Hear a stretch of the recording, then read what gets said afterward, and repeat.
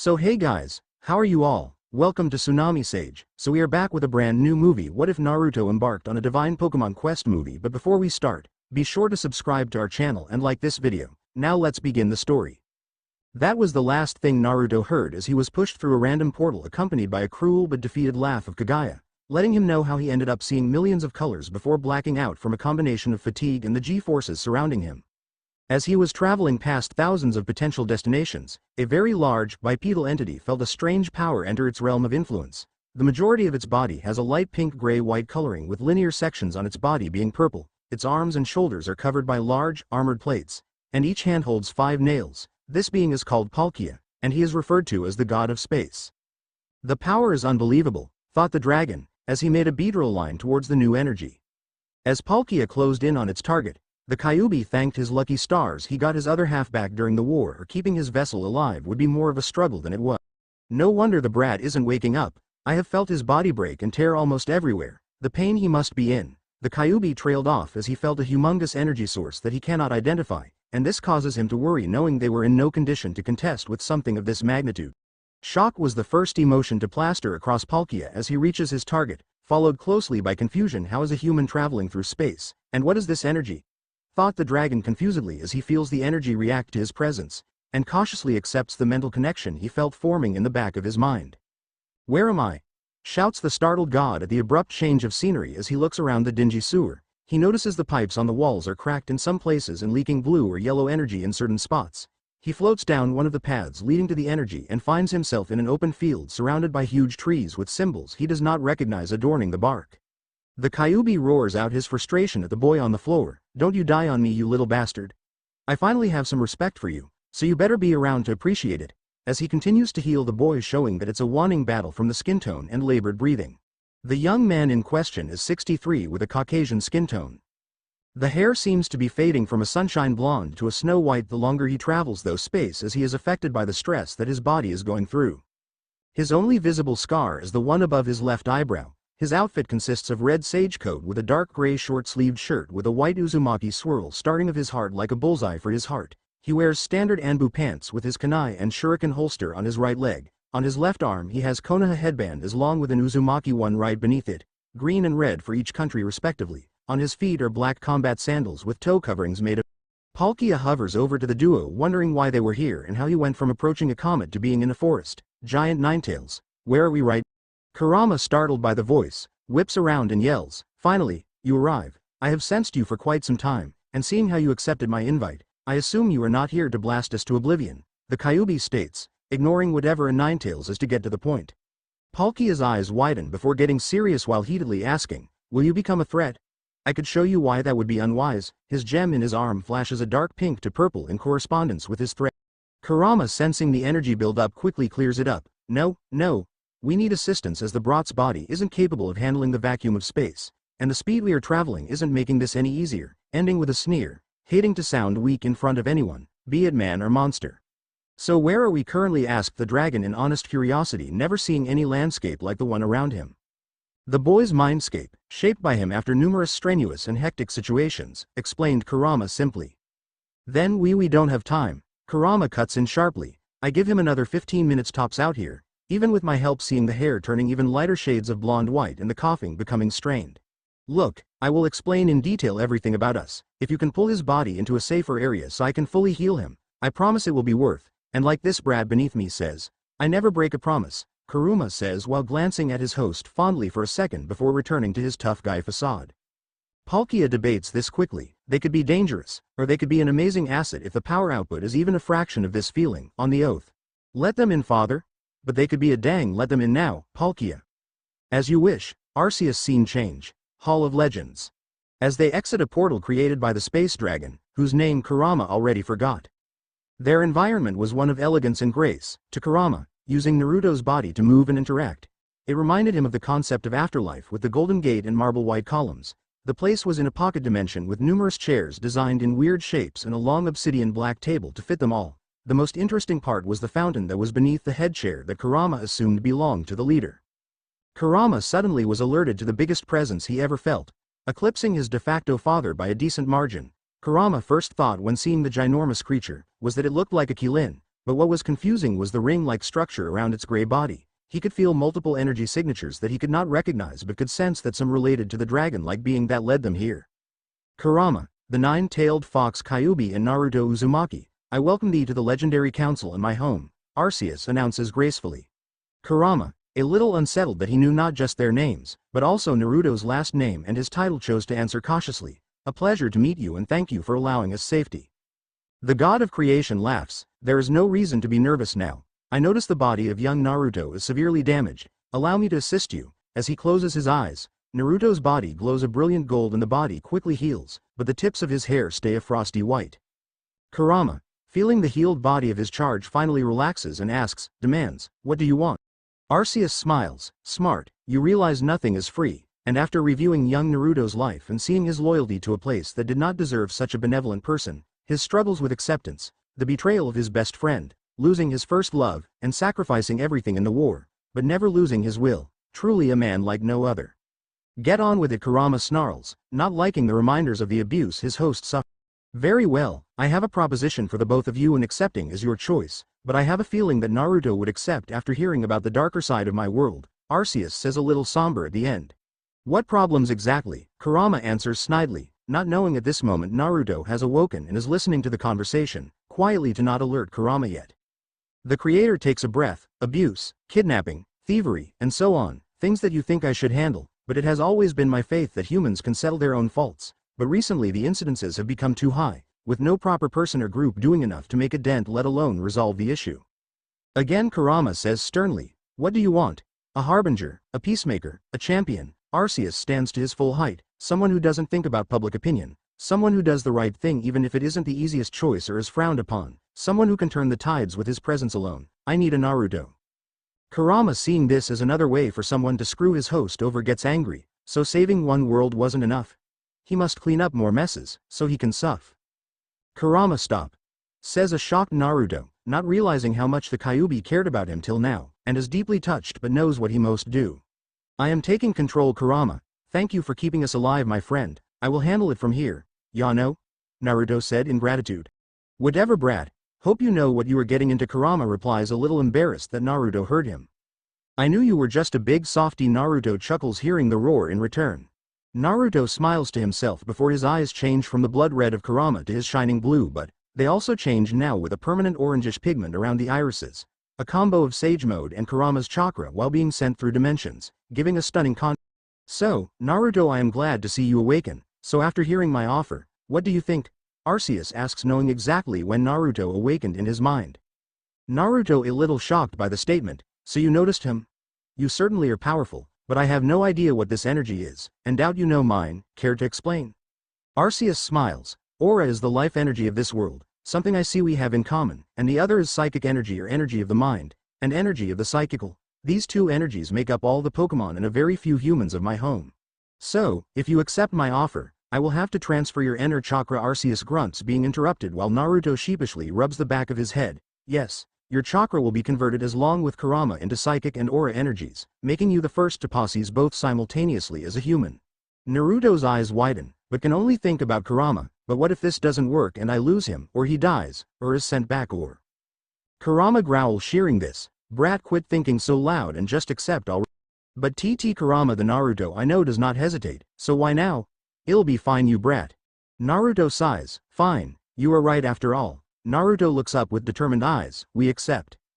Arceus glows bright gold, very well, I will integrate the info you need into both you and Kurama when you awaken, but you will need to scout the world and research more to properly assess the problem. Good luck, my champion. Naruto suddenly feels pain everywhere, and as his vision fades, the last thing he hears is Kurama's pain-filled roar and then silence. Later that evening, Hall of Legends. Papa, do you believe this one man can truly impact the world? A small creature with two small fairy-like wings, a green body and two big blue eyes asks with innocent head tilt. Time will only tell, as you are aware of, Arceus replies with a small smile, looking at his giggling daughter. She covers her mouth while giggling happily. I cannot wait for the future he will bring. Yes, a storm is coming, a maelstrom to be exact. A sore and exhausted Naruto groans out as he slowly sits up. He then realizes he is on a beach in the middle of nowhere, but shrugs his shoulder, feeling his body recover from the conversion. For reference, picture the Diablo's Ocean in the Sinnoh region featured in Cheers of Castaway's Isle episode and is like the Bermuda Triangle in real life. Naruto walks over to a nearby stream and is shocked by his reflection. The scars on his cheeks from Kurama's presence are gone, leaving a sharp angular face, but what shocks him the most are his eyes, the deep azure blue he has always known but the cornea being the pure orange of his sage mode. He feels dread suddenly what the loss of his marks may mean. Kurama. Can you hear me? This isn't funny, you overgrown plush toy. Shut up you lousy brat, growls out the tailed beast, annoyed with his host, and Naruto has never been more content with an insult in his life. Thank goodness you were okay, Naruto sighs with a small smile, knowing there was nothing to be worried about. He turns to the island and decides it's time to figure out the situation he managed to get himself tangled up in. As Naruto was entering the world, across the globe a phenomenon was occurring for the regional professors and the wildlife of their regions. Pallet Town, Kanto. Professor Oak sighed as he once again must deal with the headache that is his grandson, Gary Oak. For once, can you not cause such a headache at school with others? Being an Oak does not give you a right to look down on others, with a stern look as his grandson tries to be small as possible to end this quicker. Professor Oak is an average-sized man, with gray hair and brown almost black eyes. He is the leading professor on human and Pokemon relationships. It never changes, Gary. How many times have we had this talk? You need to think of your... He is abruptly cut off by a bright light coming from the incubator room, thinking the next generation of starters has hatched, but all that changed is the size of the eggs being doubled, but the confusing part is the spiral-like tattoo that spread over the top of the eggs.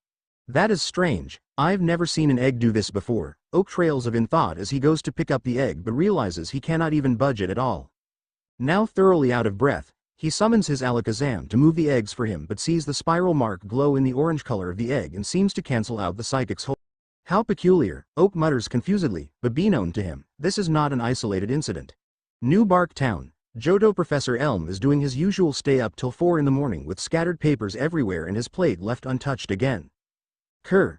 Startled by the loud noise, what was that? The professor says quickly, turning to the side and knocking more stacks of papers over. He slowly walks over and turns the corner. Professor Elm is a middle-aged man with short brown hair and gray eyes. He wears a pair of glasses, as well as a white lab coat with 2 pockets and a collared teal shirt. Professor Elm also wears brown pants with a black belt and brown shoes, his specialty breeding patterns and interactions between Pokémon. What greeted the professor was not what he was expecting. Standing there chewing on an old soda can was the biggest Totodile he has ever seen, looking to be about 4 feet tall, doubling the average height, and looking to also weigh about twice as much. He looked over to the other 2 starters and noticed they also looked bigger than average, but noticed something on Chikorita's leaf that protrudes out the top of its head, a dark green spiral-like tattoo. Inspecting the other 2, he notices Cyndaquil has one on his belly when it rolled over, and on Totodile the chest. The marks are both in slightly darker colors than shade they were placed on. He stepped closer to the trio and noticed they seemed to notice him before he even announced his presence. Hey gang, he starts feeling a little uneasy with the stares, gulping it down. Where did you get those tattoos from? They were not there yesterday. The Pokémon give him a strange look before looking around their bodies and finally finding the mark, but as they touched it, it made them feel safe and protected. Seeing them calm down considerably after touching it, he decides to return them. Okay guys, let me get you checked out. Elm trails off, seeing the light not work and them still standing there. What is going on? Little Root Town. Hoenn ha. FWEW. A tall, fat man with fair skin, dark eyes, short and slightly wavy brown hair, and a squarish face with a beard. He wears a navy blue t-shirt under a white lab coat, khaki shorts with a black belt, and tan sandals on his feet. He is also sometimes seen with a brown bag, which he keeps his research papers in. This man is Professor Birch, and he is known for his goofy, helpful personality but also his reputation for being on the run from wild Pokémon that he startles while studying. His specialty is Pokémon habitats in correlation with human existences. I never thought I would lose them, he exclaims while falling over in an exhausted heap. As he wipes his forehead of sweat and lugs his way inside, he notices a commotion going on at the back of his lab and is shocked to see the eggs hatching earlier than expected. All 3 eggs hatch simultaneously, and the weird part is they seem confused, as if looking around expecting to see someone or something after hatching. What are those marks? Asked a confused Birch, not recognizing the swirling design anywhere. Trico for hatching early is about double the average size and will grow to be a prime example of the species, as long with Torchic and Mudkip. The swirling mark is located on the right side of Trico's tail in light green, on the 3-pronged head crest of Torchic in orange, and the left side of Mudkip's head fin in light blue. Thank goodness they look in such good health. To hatch 3 weeks early is nothing to sneeze at, and to be so big, It is almost like they were super developed randomly. The professor struggles to think of a solution but hears the rumbling stomachs and how scared each look of the surrounding area. Sniff, oh no. Please hold on, food is coming. The professor scrambles to the lounge, never noticing the swirls light up and the young Pokémon immediately quiet down and bask in the protective aura before falling into slumber. Okay, I got tons of, huh? The professor humorously falls over after seeing the hatchlings asleep when they were screaming not a second ago. The joys of raising babies, the professor despondently shakes his head with a sigh. Sanjam Town, Sinnoh. A man comes in and takes off a burly-looking coat. Being in the freezing cold of the Sinnoh region, Professor Rowan sits down to enjoy the coffee his assistant had ready. Professor Rowan wears a brown coat, tie, and shoes. He has white hair and a white mustache. He has dark brown pants. Under his coat, he wears a blue suit with yellow buttons on it. He carries a brownish-orange suitcase. He is known for his no-nonsense demeanor in comparison to his colleagues. He specializes in Pokémon evolutionary patterns. Crack, finally, you hatch, the professor says after thinking the eggs could be dead with them being 3 weeks late, as if waiting for something. Not noticing the darker pigment on the Chimchar egg, or the swirling mark appearing on all three, he awaits the 3 starters' emergence into the world. First thing he notices the dark red fur of the Chimchar, indicating that he is shiny. Very rare, he muses before noticing something odd about the trio before him. They were big, about double the normal size of their species. The weirdest part was not the size or even the surprising shiny among them. No, it was the swirl-like pattern adorning each of them. Chimchar had a dark red swirl on its chest. Piplup had 2 swirls on each of the white circles on its body in an icy blue color, and Turtwig had a big on that covered the whole shell in a leaf green. This was definitely worth the wait for such a unique phenomenon, the professor explains with a rare smile on his face as the Pokémon slowly opened their eyes and began searching the room but looked confused as if they were lost. The Chimchar had ruby red irises as well, and the other 2 had the basic black eyes of their species. The trio soon turned scared and Rowan noticed signs of attacking and quickly tried to capture them but was shocked to see the light make a swerve around his target and the swirls grow brightly in their respective colors. That light protected them. He wondered if that was truly the case, but, seeing the Pokémon calm down and seemingly relax as if the mark was consoling them. The 3 Pokémon smiled before falling to sleep without a care in the world. The professor, seeing a potential crisis on hand, went towards his communicator to consolidate with his happy-go-lucky peers. Nuvema Town, Unova, what a day, she exclaims with a slight hum and sip of her moo milk. This is Professor Juniper, the regional professor of the Unova region and a specialist in Pokémon origin and mythology. Professor Juniper is a lithe woman with fair skin, green eyes, and puffy honey-colored hair. She wears a pale greenish-blue lab coat and a white blouse, along with a short green skirt and athletic white shoes with red stripes. She also has red rectangular earrings in both of her ears. She is glad to be finished with the research of the Colossus ruins and the ties it has to the Golurk species. If I have to see one more Cofagrigus, it would be too soon, she finishes with a shiver, remembering the close calls of being imprisoned in the coffin-like bodies. Pi, Tepig, Snai, Osh, Osha, those 3 can never settle down, can they, she muses with a small smile, getting up to see what the problem is. Only to be shocked to see them all have a strange mark on them in different places and them just smiling happy and playing after the weird mark glowed to calm them down. Juniper, never seeing that mark, even in ruins, gets curious about them and calls them over and is shocked to see how calm the 3 young Pokémon are. They usually would cause a ruckus, being boys and all. Guys, where did you get that symbol from? The marks in question glow when they touch them and seem to give them energy and peace because they look like they could turn to mush and melt away with how content they are, the mark being on Tepig's back, in a dark orange, Snivy's chest in dark green, and Oshawot's shell in a snow white.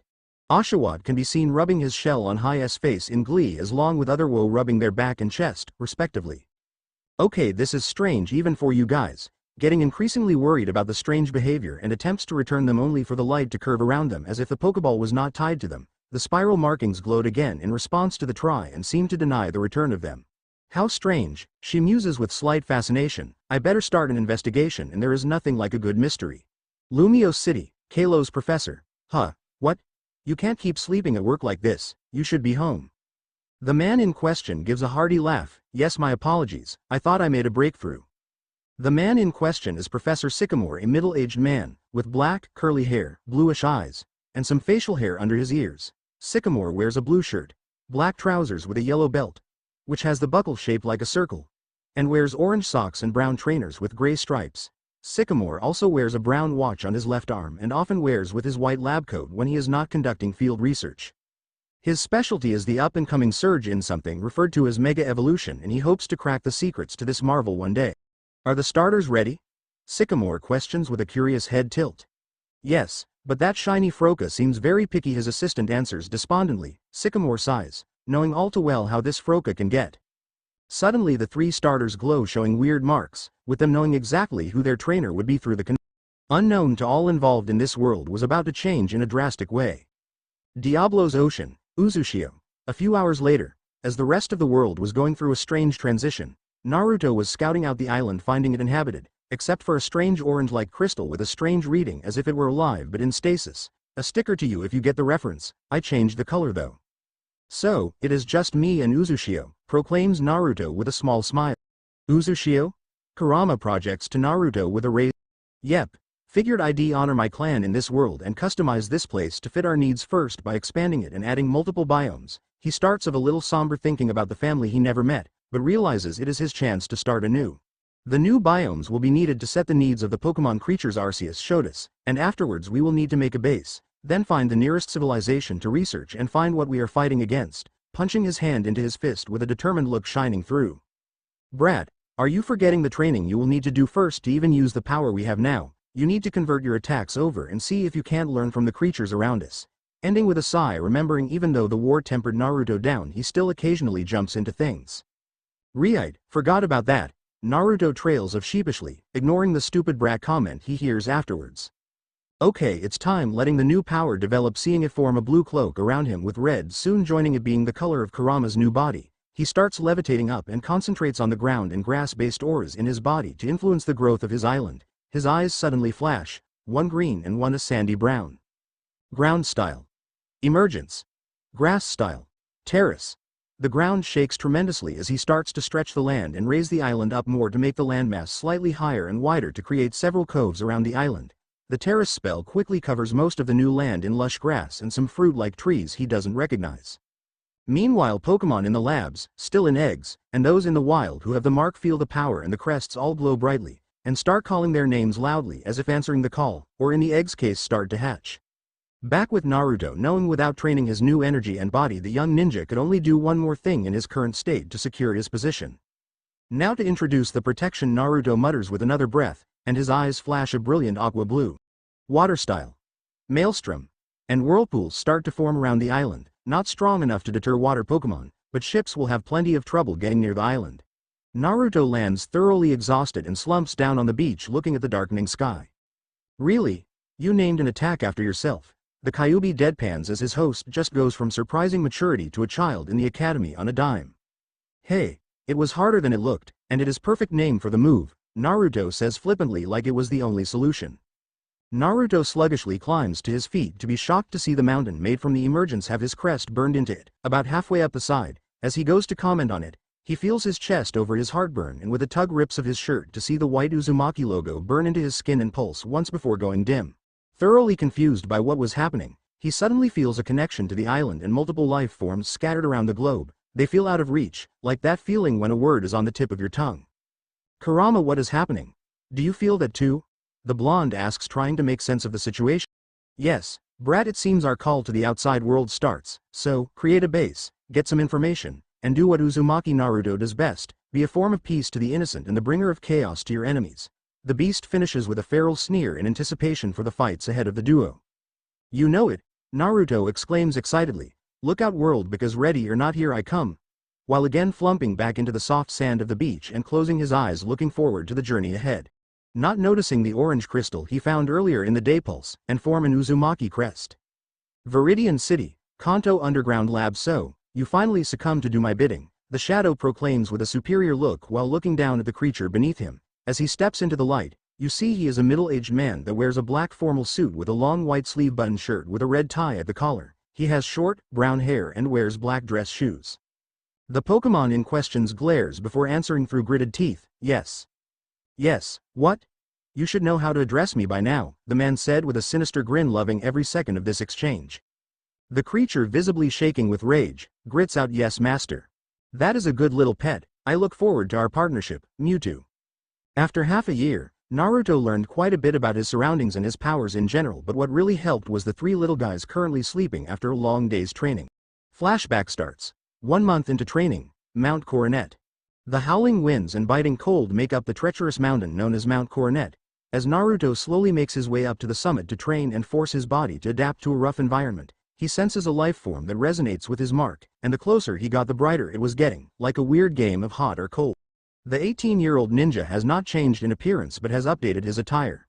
Now wearing a black jacket over his right sage coat and reinforcing his Anbu pants with heavy-duty combat boots, his ninja pouch and shuriken are kept in place with tethering seals in case he falls they will not get lost in the snow, insulating and coating the whole outfit with reinforcement seals. That power of his aura, he has not figured out how to make the seals work independently from his aura yet, but direct contact with him seems to be fine at the moment. No wonder, there isn't any people up here. I guess being a superpowered human has its benefits. Naruto exhales, seeing his breath as if to cement his point. The mark starts to glow extremely dark as he approaches a cave to see something he was not expecting. He saw 4 Pokémon, 3 fighting and 1 injured. The 3 fighting were Sneasel, recalling the knowledge he received from Arceus. It is a bipedal Pokémon that resembles both a cat and a weasel. It is primarily bluish-black with 3 bright red feathers for its tail and a lone feather on its left ear. The ear feather is shorter on the female than on the male. The other ear is short and pointed, and it has narrow red eyes. On its forehead and chest are yellow, oval markings. It has red eyes with black eyelash-like markings on the edges. It has long limbs with 2 large, retractable claws on its hands and feet. Naruto also realized that his aura and psychic abilities allow him to understand Pokespeech, so he snuck in to listen to the battle and see if cannot solve this peacefully. The Sneasel in question was trying to defend the hurt one from the other. Leave her alone, she does not deserve such treatment, the lone Sneasel states with a sneer and determined stare to protect someone he does not even know. The other 2 snicker knowing he is weaker and smaller than them. Listen, runt, she stole our food after using a track to keep us preoccupied, she deserves worse. The lone Sneasel turns to check on the female Sneasel to see her gone, leaving him to fight and not even a thank you. See now boy, should have let us finish, as they both charge up a metallic sheen-like attack on their claw. As the attacks go to make contact on the injured Sneasel, Ting Ting the Sneasel who braced for the rough attack, quickly looks up to see a tall man block the attack with a staff-like object that glowed a bluish color. The 3 Pokémon could not believe a human was so high up on the mountain, having not seen one for a long time. The Sneasel quickly disengaged and sensing the power that made them uneasy decided to run, better than being captured. As Naruto turns to address the Sneasel, he sees a familiar white mark adoring the red feather next to its ear. The marks both pulse once, as if resonating with each other, and Naruto feels a connection forming. The Sneasel looks up at the man in wonder and can feel the comforting aura he produces. The young Pokémon, fueled by his instincts, walks up the man and crawls up his body till he rests his head on his shoulder and slowly falls asleep with a content smile. Well little guy, welcome to the team. Naruto scratches his head, earning a little purr, getting a chuckle out of the ninja. Flashback end. Looking over at the other 2, Naruto could not help but frown, getting a small understanding after the encounter of what he is up against. Flashback starts 2 months into training. After a month of training on the mountain with Sneasel, not capturing it because he does not own any Pokeballs, he starts to head back west along Route 205 towards the ocean, prepared to waterwalk back home. As he arrives in the Eterna forest, he notices the Pokémon feel scared using the emotion sensing of Kurama, but he is not sure if it is of him or something else. Naruto again feels a familiar burn but looks around confused for where the Pokémon is, when he senses something burrowing towards him from below. Quickly jumping and sticking to the underside of a branch with one hand on his staff, but quickly relaxes seeing a very tired and beat-up Gible pop up from the... Gible is a small, bipedal dragon-like Pokémon that is primarily blue. It has a big mouth filled with sharp teeth, no neck, and arms that start at the outer edges of its jaws. A red underbelly stretches from its abdomen to the bottom of its jaw. Gible has 2 horns that resemble jet or plane engines, each with a light blue stripe in the middle. It has a single light blue stripe wrapping around its back. On top of its head is a dorsal fin, which has a notch on it for the male. The Gible in question has a familiar mark but in a dark blue on the right side of the dorsal. The Gible in question seems panicked, looking around for something before looking up and seemingly got extremely happy as if everything was going to be okay. As Naruto drops to the ground, he hears the Gible fire off millions of things in a second. Riolu poachers, please help, others escaped. The Pokémon, still seeing the man listening and waiting for him to calm down, takes a big breath before trying again. Please save my friend, Riolu. He sacrificed his chance to escape to free the others in captivity, and the poachers plan to sell him to the highest bidder in an underground auction. The young dragon pleads with small tears forming when he hears the human walking, thinking he is going to ignore his plea. Gible relaxes when Naruto with Sneasel on his shoulder leans down and gently rubs his fin right over the mark. Like with Sneasel, he feels a connection from the Gible in question and already knows his answer. Lead the way. The Gibble, thrilled by the news, takes off through ground, leaving the fin up, not knowing that Naruto can follow him regardless with the new formed body. Sneasel Naruto quickly addresses, getting his companion's attention. When the battle begins, I want you to work on freeing the Riolu with Gibble. I can take on the poachers. Seeing Sneasel about to protest, cuts in quickly. You are too young and inexperienced for this yet, but after some training, I'll let you help all you want. Deal? Extending a fist for the creature to bump, and Sneasel, with a new fire to get stronger, accepts with a determined nod and meeting Naruto's knuckles. Good, get ready. Gibble is slowing down, so we must be close. As the trio arrived, Naruto was amazed that they were operating in the middle of the forest and had not been detected by someone yet, but noticed a weird machine that was guarded by a pack of Houndoom. Houndoom is a quadrupedal, canine Pokémon that is mainly colored black with a long orange snout and an orange underbelly.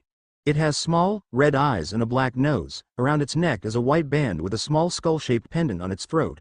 There are 2 white bands on each of its ankles, as well as 3 rib-like ridges on its back. Houndoom has a long, skinny tail with a triangular tip and 3 clawed toes on each paw. On top of its head is a pair of long, curved gray horns. These horns are smaller on the female than the male. That must be the power for the cages, but notices that they all seem broken. So Gibble was right. This Riolu must be something to cause so much damage. While checking the area, seeing the broken cages from the earlier escape, he gives the small creatures their task. Here is the plan. I am going to take out the poachers and disable the power. You and Gibble will wait for an opening. Once that is done, go free Riolu and meet back here. If this area is compromised, we will meet on the beach to the west of this location. Seeing the determined head nods from the small Pokemon, Naruto starts the operation. As Naruto is getting into position to start raising havoc for the poachers. One poacher in particular has been on the most wanted list for a long time. He is known as Onyx. The man in question is 65, with a bulging muscle mass. He has ebony black hair, black eyes covered by a pair of shades, and a face tattoo on the side of his left temple that reads the number 6. The Mons bicep is a styled tattoo saying underground. His outfit consists of a black trench coat over a blood-red shirt. The inside of the coat has an assortment of knives and other weapons. He finishes it up with a pair of combat boots, with 2 knife slots, 1 for each boot. The infamous poaching circle, referred to as the UGD poachers, are infamous for stealing and selling Pokemon. Some say they are more dangerous than Hunter J for the fact that they will target anything and not just contracts and more desired Pokemon. The worst part about UGD is if they cannot sell a Pokemon in a week's time, then that Pokemon tends to disappear. The giant man walks out of the tent put up in the back for the temporary operation. He sees the destruction the little bastard he has locked up caused and growls. The transport better arrive. The auction will start soon.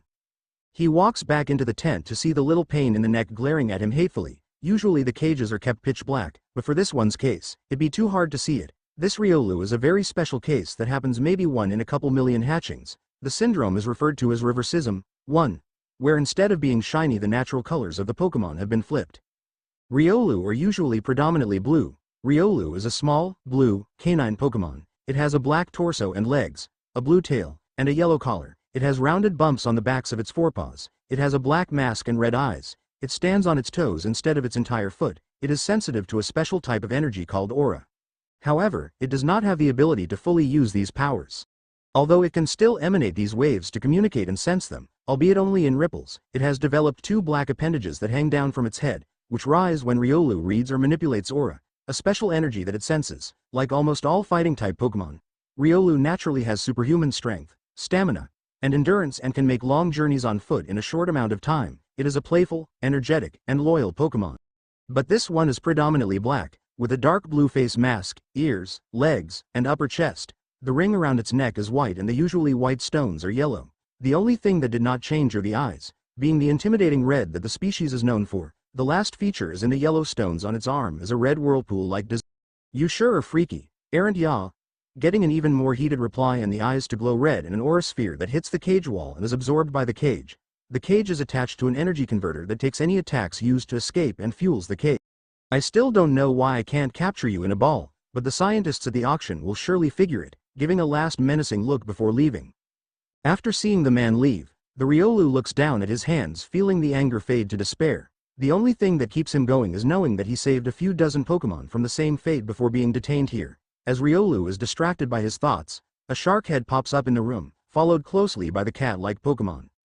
Riolu, Riolu, are you okay? The usual energetic shark asks with worry. HHH. Gibble. Why are you back? I told you to run. Riolu exclaims with frustration. I brought help, the Gibble states with a proud help. Who could boom asterisk the Gibble gives a fanged grin and Sneasel just mischievously chuckles. The two Pokemon realize that as the signal and hear the power in the room dim out with a soft humming noise. The Riolu, realizing his chance, charges energy to his palm and quickly places it flat on the cage. Meanwhile, Sneasel's claws glow metallic and cut a small outline in the cage around the exterior. Metal claw force palm the cage wall is violently pushed on the one side, sending it careening into the hull, thus allowing the Riolu out, and in a rush to escape they take the tunnel created by Gibble to get back to the rendezvous point assigned by their leader. What the three Pokemon saw when exiting was not what they were expecting. While Gibble and Sneasel were freeing Riolu Naruto, there are 10 humans in the clearing, each with one Pokemon. The leader, I presume, is coming out of the tent where the objective is, states Kurama with his eyes closed, knowing Naruto will not need his help after this. Got it, thanks Furball. Naruto thinks back and smirks, hearing the growl in return. Creating a small aura face mask up to his nose and changing his hair to a pure blue, Naruto begins to quickly tree hopping through the thick forest while not making a sound. Years of being a ninja were coming in handy for this.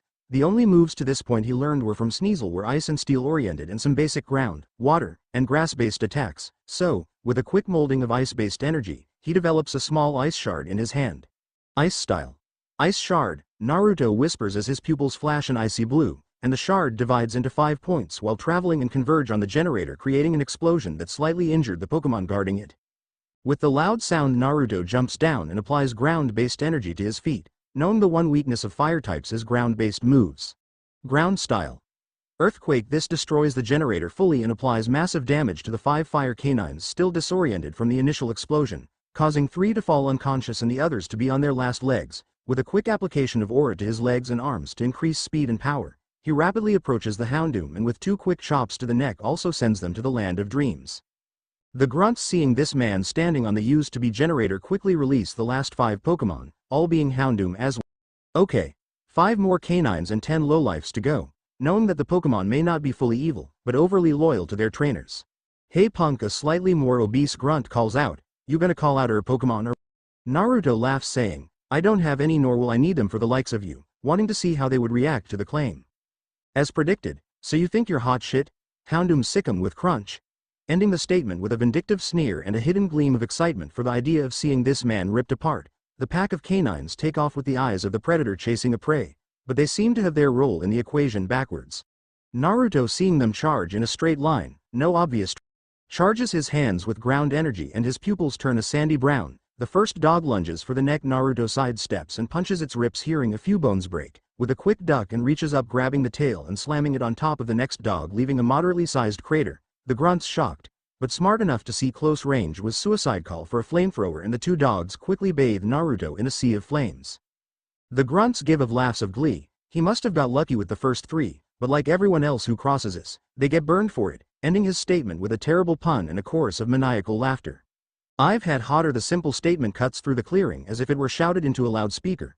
From the roaring flames, 2 aura spheres fly out at speeds nobody could react to, and the grunts turn to see the Houndoom slamming into the surrounding trees. Slumping down in a great deal of pain, the flames suddenly are extinguished, and they noticed a water-like coating surrounding the stranger. Water style. Aqua Veil. Naruto thought with a small smile, glad to have thought of this for any underwater exploration, to make air pockets, or as just used, a form of protection against fire and heat-based attack. So, is that everything, or is there more?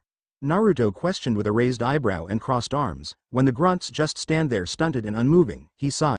I guess so, and used a technique he read that reminded him of his mother, and he slightly changed it to fit his needs. Steel style. Shackle shot. Think of anchor shot, but instead of anchors they're dungeon shackles that can vary in size according to the power put into it. Suddenly 10 chain-like protrusions coming from his body and quickly close in on the now panicking poachers. 1 shackle from each chain attached to the goons, and no matter how much they struggled or beat on it, the chain was not budging. Naruto with a mental command rose them all up slowly and harshly slammed them down, causing the ground under them to slightly cave, with spittle and blood flying from their mouths, showing the potential inner damage. If that was all you guys had to offer, then this job is going to be easy. Time to wrap this up and turn them in, Naruto says confidently. I wouldn't bet on it, you little bastard. The only way you're leaving here is in a body bag. Naruto looks over to see the ersairing of a man, and does not know who he is, but can tell this will be a lot tougher. So, you're the leader of these low lives? Not too surprising, Naruto states while noticing the 3 Pokeballs attached to his belt and the slight bulge of the overcoat. Laugh now, boy. But nobody challenges the underground without becoming buried in it. The hulking figure grabs his 3 Pokeballs and releases them. What comes out are 3 Pokemon that look like they enjoy inflicting pain and suffering as much as their master.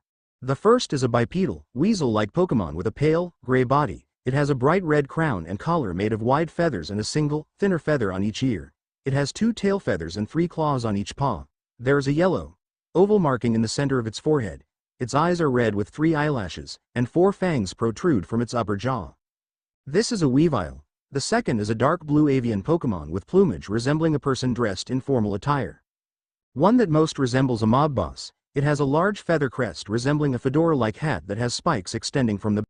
It has circular red eyes with white sclerae and dark blue eyelids. Its yellow beak is slightly curved, and its head is supported by a broad, short neck. It also has a white and prominent crest of feathers on its chest that bears resemblance to a beard or cravat. Its wings have red feathers on the inside and its black feet have 4 toes. 3 in the front, 1 in the back, with sharp talons. The tail's base is a white, cylindrical stalk, on which there is a growth of red feathers on the end. This is a Honchkrow. The last is a bipedal, ursine Pokemon. Its broad body is covered in brown fur, except its muzzle, inner ears, and paw pads, which are a light tan. It has narrow eyes, a triangular, black nose, and a wide mouth with small, visible fangs in the upper jaw. The fur on the shoulders is longer and more structured, with rectangular extensions that resemble epaulettes. There is a large, tan, ring-shaped mark on its chest. The forelimbs are long, ending in 5 claws each, while its hind legs are short and thick, ending in 3 claws each. Its tail is large and spherical in shape. This is Ursaring. Naruto quickly assesses the situation and determines that the biggest threat is the Honchkrow with the aerial advantage. The man makes quick demands for his Pokemon. Honchkrow, Dark Pulse Weavile, Ice Beam Ursaring, Focus Blast. Naruto quickly jumps up into the trees to dodge and begins to use the environment to his advantage as he is pursued closely by the Honchkrow from the air. The Weavile leapt into the tress to follow and the Ursaring stayed to the ground. Onyx realizes that the man is leading them further into the forest and that his Pokemon are being divided. This damn brat is leading the fight, even when it is 3-on-1. Suddenly he hears his Honchkrow cry out as it plummets to the ground and sees the right wing is bent at an odd angle with a knife stuck in it and he has slash marks on his body. The man, feeling nothing for the creature beneath it, steps on its neck, wrenches the knife free and slowly follows sounds of battle. Naruto having defeat the bird Pokemon, but right now he has no time to dwell. As he is rapidly dodging the Weavile's ferocious metallic swipes as they continue to rapidly maneuver from tree to tree. The creature seemed to be getting more bloodthirsty as the chase went and was getting sloppy. Naruto, noticing this, capitalized by dodging a double puncture-like attack right in front of a tree, causing the weasel to get stuck in the thick trunk. Quickly grabbing the back of its head, Naruto slammed it into the tree with an aura-infused thrust, resulting in the Weavile's head being slammed into the tree and knocking it unconscious and profusely bleeding from the bark digging into its skin. Onyx, feeling some blood land on his face from above, looks up to see the Weavile and, taking the knife in his hand, throws it into the heart of the creature to make sure of the failure's demise. After all, he starts trailing off with a demented grin. People and Pokemon who fail the underground end up becoming buried in it. The hulking man resumed his walk down the path and towards the fight, not even bothered by the blood on his face. Naruto and Ursaring are having an intense standoff. The bear-like creature has several bumps and bruises along with shallow cuts, but Naruto is in perfect condition. The war veteran grew up in trees. He knows how you use them to peak efficiency in combat, to blend in, change elevation, setting traps and so on. Ursaring starts charging with his arms growing a bright weight, borderline red in the form of a hammer arm attack. Naruto, seeing this, quickly moves forward inside the bear's guard, surprising the creature and delivering a haymaker that raises it a few feet of the ground. He then does a quick spin and right before Ursaring lands, drills it with an aura-infused kick. The beast rockets toward a tree and coughs blood with shocked eyes as it slumps down the tree and meets the unforgiving ground. Now to get back to he is cut off by snagging a knife inches before puncturing his throat. Seeing the dark black color of the blade, looks to the side to see the huge leader of the group he dismantled. So, the leader arrives. Had to collect your pawns, nay? Naruto says with a cheeky smile while casually crushing the knife in hands like it was made of paper and tossing it over his shoulder. Onyx chuckles darkly, not fazed in the least by the display. Collect? Failure is only met with one response. Naruto, knowing what this means, grimaces, recalling the war and how second chances never happen. I see. The name's Onyx boy. I want to know the name of the dead man in front of me, finished the man with a crazed smile and pulling 2 short swords from inside his trench coat. The name is Justice, Naruto suddenly says, knowing not to state his name out loud even if there is no record of him existing. One day there will be, and he does not need the attention. He is not that lonely 12-year-old anymore. The man laughs loudly while ripping a small device off and crushing it. Smart. Giving your real name would have been suicide for you or your family. Naruto, realizing that must have been a communicator device, knows that this man is not the head of the snake, but quite possibly the tail. Well, now that pleasantries are over, the demented man trails off and charges with the maddening look in his eyes, craving to carve the man before him. Naruto quickly backpedals while ducking and weaving through the fast and accurate strikes. He notices a tree behind him, quickly jumps up, pivots off the trunk and leaps while landing on a branch. He realizes that the tree was the one with the Pokémon he defeated under it to see the Pokémon's head roll from its body. You saved me time, brat. I was going to dispense that trash after you anyway, states Onyx with blood soaking his coat. Naruto, now seeing the monster before him in a new light, wondering how many people and Pokémon he snuffed out for no reason. How many? Naruto mutters with visibly rising anger. What you say? How many lives have you ended, senseless ly? Naruto explodes and his aura rapidly grows around him in response to the flaring emotions. Onyx just laughs uncontrollably before ripping the sleeves off his shirt to show hundreds of tally marks on each arm made from self-scaring. Does this answer your question, boy? I have sent hundreds to have a permanent relationship with being underground. I have 3 more to add, and then whatever is still alive when I get back to base after killing you. The man smiles wide and continues to laugh like he heard the funniest thing in his life. Naruto, seeing this man as beyond redeemable, becomes serious and knows that the only justice for this man is to also become food for the soil. Naruto's pupils flash blue. Water style. Mist. He changed mist to work like the hidden mist technique. The sudden heavy cover of mist makes the man squint before he tries to find Naruto with sound. Onyx quickly throws a knife to a bush to hear no meaty contact and frowns while grabbing another one. So how does it feel to be helpless? Naruto suddenly speaks, voice sounding from all directions. Come out, you coward. The frustrated criminal roars, only to take a knee from a knife buried in his thigh. The hunter becomes the prey. But the sad part is, said hunter was always the prey from the beginning, Naruto says mockingly. The man roughly pulls the knife out and gets ready, only for 4 chains to wrap his limbs and pull them taut. The man grunts, feeling the chains dig into his skin, and see the mist disappear as the man with the chains connected to his heads walk closer. Any last words? Naruto solemnly states, hating this part the most. The man stays quiet and right before Naruto finishes him off with a kunai to the heart. He mutters a phrase. All those who challenge the underground become buried in it, and the knife plunges forward. Back with Gibble, Riolu, and Sneasel, destruction was everywhere. The generator was completely crushed, and the men and women grunts were still out cold as long with the Pokémon, though a few Houndoom looked like they were not breathing. So, the man you were with did this, without any help? Riolu questions in slight disbelief. Yep. Gibble chirps, putting emphasis on the P as if it were expected, even though he knew nothing about the stranger. I am not surprised. The mark we share only showed a slight change in his emotions, not any in pain, but a great amount of anger, Sneasel adds, in causing the other 2 to look confused. Mark? Both Pokémon question before looking at each other and noticing the swirling pattern and the connection they all share. Later, Sneasel interrupts, hearing a siren. The generator explosion must have been reported. We must meet up with. No need. Naruto cuts in with a man on his back and a stern expression. Let's bound the poachers and return the Pokémon. This is the authorities' part in the job. Even if they aren't aware, we are working together. Naruto ends with a chuckle. Naruto quickly grabs the 10 grunts and arranges them in a back-facing circle and has Sneasel use Ice Beam to form a constraint and leave the pile of Pokeballs on the table. He took the deceased and buried them and wished them well in the travel to the next life. After that, he grabs the 3 Pokémon and with an aura-infused body, which puts Riolu in a trance by the power he feels, he quickly darts out of the forest and towards his home. 30 minutes later, the police, a young woman in her late 20s, arrives on her police bike along with many others that look like her except with different hairstyles, and the women predominantly have dark green, teal, or dark blue hair and fair skin. They have brown eyes and usually have a canine Pokémon for a partner. The uniform consists of a blue police hat with a broad black brim, a blue vest over a white, collared shirt. They wear a short, gray skirt with pantyhose underneath and have a belt with a slot for their baton, taser, and Pokeballs. They finish the outfit up with white glove and black running shoes. This is Officer Jenny. Officer Jenny looks around and sees 10 people frozen in a circle, a pile of Pokeballs, broken cages, and a destroyed generator that must have been the explosion reported to the station. She first thought this may have been a Pokemon poacher's retaliation from the creatures they captured, but saw a figure that made her eyes widen considerably. The wanted criminal Onyx. She trails of in disbelief. The man they have been hunting is long with the organization he is a part of for 5 long years. She lost many sisters to the site.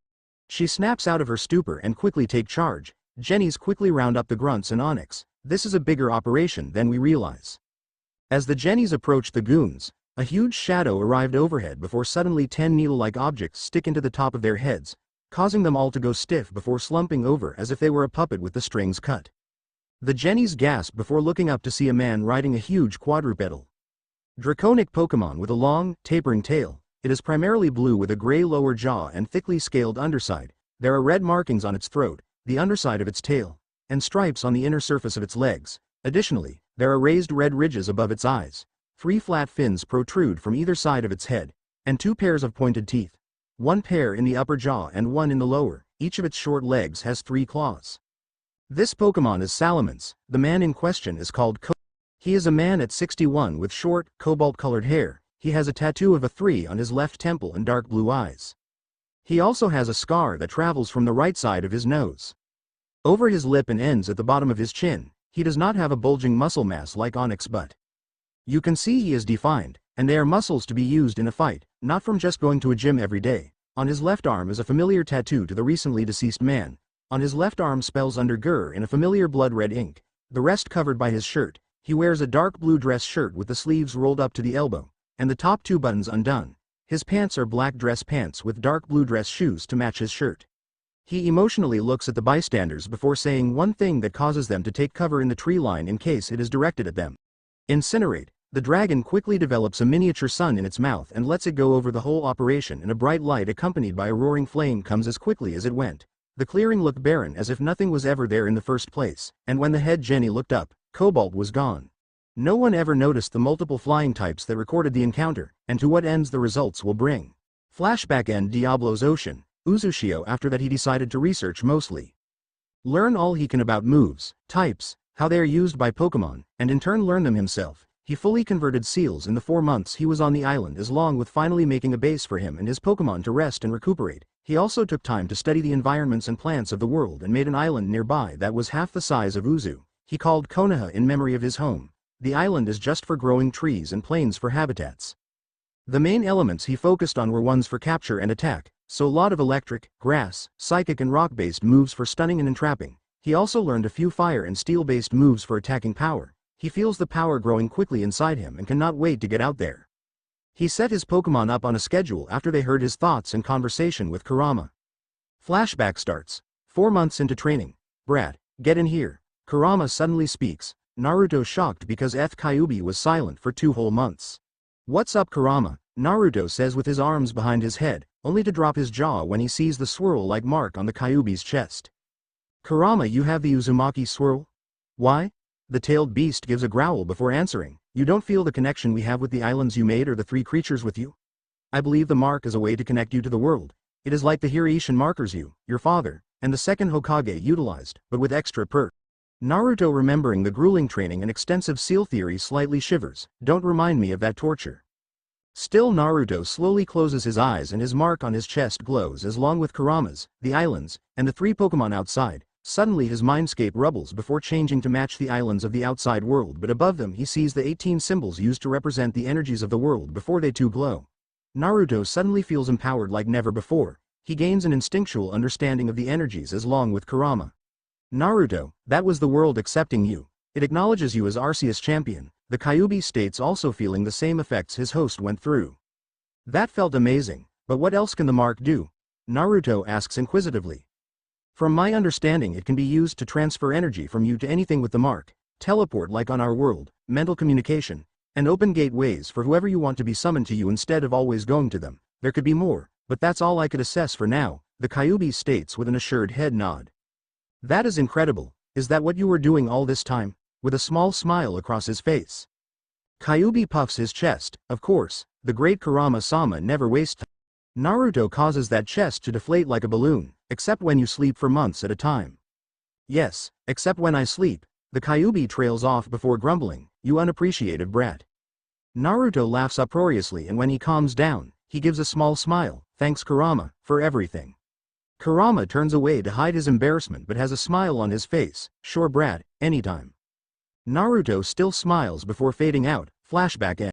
The schedule was Monday through Friday was psychical training. 6 a.m. 8 a.m. stretches and 10 laps around Uzushio. 8:15 a.m. 10 a.m. upper body conditioning, push-ups, pull-ups, punching, etc. 10-15A, M12P, M. Lower body conditioning, squats, lunges, kicks, etc. 12P, M12-30P, M. Lunge, 1P, M6P, M. Individual training and basic aura manipulation, uses normal style. Double team, his version is the Shadow Clone Jutsu. 6-15P, M8P, M. Move and energy theory, used to make new attacks or combo attacks. 9P, M lights out for the Pokémon, remember they're young. They need sleep to grow properly. 10P, M12A, M. Naruto uses double team to advance his understanding of the energies and develop new moves. 12-15A, M1A, M. Sealing theory and practice. 1-15A, M2A, M. Discuss plans and training with Kurama. 2A, M. Naruto sleeps. With all the energy Naruto has, especially with Kurama, he only requires a couple hours each night to recharge. Saturday was the day he would go to Sinnoh mainland to scout for Pokémon with his symbol, research at the library, or listen for criminal organization activity, like Underground or this team Galactic he has heard rumors about. They have all been surprisingly quiet. After the Uzumaki spiral fully awakened the energies from the Pokémon with his mark give off such a big radius that they could be anywhere in a city. His mark would have to guide him like with Sneasel and Gibble. Sunday was a day to relax, let the Pokémon play on the island, bond with them over some mindless TV, just play and get to know them. The Pokémon in question were simple to understand. Gibble was the playful one, Sneasel the mischievous one, and Riolu the always serious one. Riolu always wants to train with him. The Reversism Pokémon was fascinated with his aura and proclaimed that he was going to be his aura partner when he announced his status as an aura guardian to the world. Naruto chuckles remembering the proud Pokémon's words and cannot help but remembering a certain orange-wearing ninja proclaiming his dream as if it was an assured thing. Hopefully, you can live your dream out. Naruto after months of training is ready to raise the other islands and integrate them into the world. Naruto takes a deep breath before he lets out a tremendous amount of aura energy with Kurama backing him. He with a small application of flying type energy, starts to float up getting 100 miles above Uzushio seeing the marks on the islands glowing with him. Suddenly on the ocean floor 9 Uzumaki insignias from in the ocean, one that was around Konoha, form in 2 ring formations around Uzushio. The outer ring is in a pentagon pattern and the inner is in a box formation. With one last grunt of effort, Naruto raises his hand and shouts a familiar ground style emergence. The world rumbles for a bit as if weighing the pros and cons of this before conceding, and the 8 islands raise up from the swirls. The 5 outer islands at 50,000 square meters, and the 4 inner ones at 25,000 square meters, showing the giant Uzushio to be double the outer ring at roughly 100,000 square meters. The Uzumaki swirls suddenly all glow before becoming one giant insignia that spans from Uzushio to encompass all the islands. Naruto, taking huge gulps of air, feels the soothing feeling of Kurama rapidly filling his aura reserves, decides to customize the blank slates before him. His pupils flash a dark green before shouting, and with his new knowledge on the produce of the world, picks each inner island to have specific fruits used in different things. The islands being supercharged with grass-type energy have a very advanced growth rate. The first island is named Ailment. This island grows sherry, chesto, pecha, rost, and aspir berries, which all cure ailments. These 5 helps with curing paralysis, sleep, poison, burns, and freeze in that order. The world of status-type moves can be very dangerous over time, especially poison, burns, and frostbite. The second island is Nourish. This island grows food that have no effect other than nourishment, berries like spelin, pantra, watmel, durin, bellu, nomel, rebuta, magist, and corn. The third island is called Menagerie. It holds a wide range of flavored berries, mago, which are sweet, aguave, which are bitter, ayapapa, which are sour, wiki, which are dry, finally, figgy, which are spicy. A nice variety is. The last inner island is called Vigor. This holds berries that increase the healing rate of Pokémon. This has Oran, Citrus, Lum, which is a status all used for healing, Enigma, and Mickle. The 5 outer islands Naruto made be livable habitats for rescued Pokémon to be sheltered from the rest of the world until they can integrate back in or opt to live in peace on the islands. The first is Konoha, and like he mentioned before, is flush with forests, jungles, and open plains with some naturally occurring growth. The thick forest during the sunset looks like it is on fire from above, so he named it Enjo, meaning ablaze, made for Pokémon who thrive in the open air and foliage-like environments. The second is Suna. This island, like the giant dust ball it was back home, is an extensive desert with scattered oases. There is one huge oasis in the middle he labeled K's, made specifically for Pokémon who thrive in the environment of high winds, extreme heat and harsh cold when night falls. The third is Kumo. This island is the tallest out of the 5 in the outer ring and is slightly smaller than Uzushio's singular peak. The land has an extensive mountain range that splits the island in half diagonally, the mountain range, which Naruto dubs the Divide and names the highest peak Rai, in honor of the main element of the Lightning Village, has many caves that connect the two split sides together with many high and low valleys for Pokémon who thrive in different altitudes or lack of sunlight. The fourth is Kiri. This island is the one lowest to sea level. It has many marshes, lakes, and a creeping mist that seems to never fully dissipate. It also has 3 rivers that trisect the island into different sections, which he named the Mizu Trifecta, and the turbulence of the water is reflected by Naruto's mood. This island is ideal for Pokémon who thrive in the shadows and lurk beneath the surface. The fifth and final island is Iwa. The island has rocky hills and small plateaus across it. It also has canyons that extend below sea level and have small rivers that slowly move in the bottom, almost at a standstill. In the middle of the island is a 2,500 square meter plateau Naruto labeled Tsuchi. The rocky terrain is perfect for Pokémon who burrow and make nests on flat surfaces. The center island, Uzushio, is double the size of the outer 5 and has all 5 environments mashed together. He named the area of the World Sanctuary Archipelago. Okay. Naruto claps his hands and wipes the slight sweat from his forehead. It's time to connect them. Rock style. Upheaval. The ground in multiple places between the islands suddenly rose very jagged and weak rock and obsidian, that want do and his pupils turn a bright pink. Psychic style.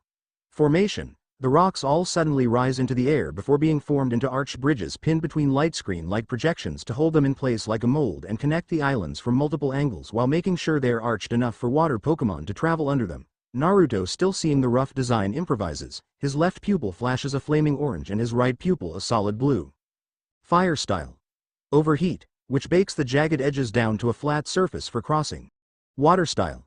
Hydro pump. This quickly cools the molten surface, making a shiny, black bridge that suddenly glows a white outline, signaling its integration into the Uzumaki crest beneath the island. The master seal under Uzushio flashes brightly before kanji rise across the islands and snake their way to the bridges. Naruto notices words like reinforcement, repair, absorption, detection, and so on. So, the insignia can identify new additions, Naruto notes while descending to the ground, seeing each island perfectly represent his image. Naruto smiles before heading to his home, seeing the 15-foot-tall red gate with a white Uzumaki crest in the middle. Taking a kunai and cutting his palm, he places it on the swirl, which quickly becomes red, and a click is heard once it fully matched the gate's color and slowly swing inward. The Uzumaki compound covers roughly 10,000 square miles, which is a tenth the size of the island. The house is 3 stories tall and covers roughly 500 square miles. It is so big for a couple reasons. 1. He does not know how many Pokémon are the size they may have. The creatures may have come to the house, and the doorways are all double doors to each room, with the dimensions being 30 feet tall and 15 feet wide for the training, cafeteria, and simulation chamber. Every door has a carved Uzumaki insignia engraved with runes to adjust the door depending on the person approaching. The other reason for so much room is he hopes that he can have a big family one day. The house itself is one of the most beautiful man-made structures in the world. Unknown to our hero, the building is white with red accents around the doors and windows. The roof is black with a white Uzumaki crest that covers the entire rooftop and acts as a landing zone.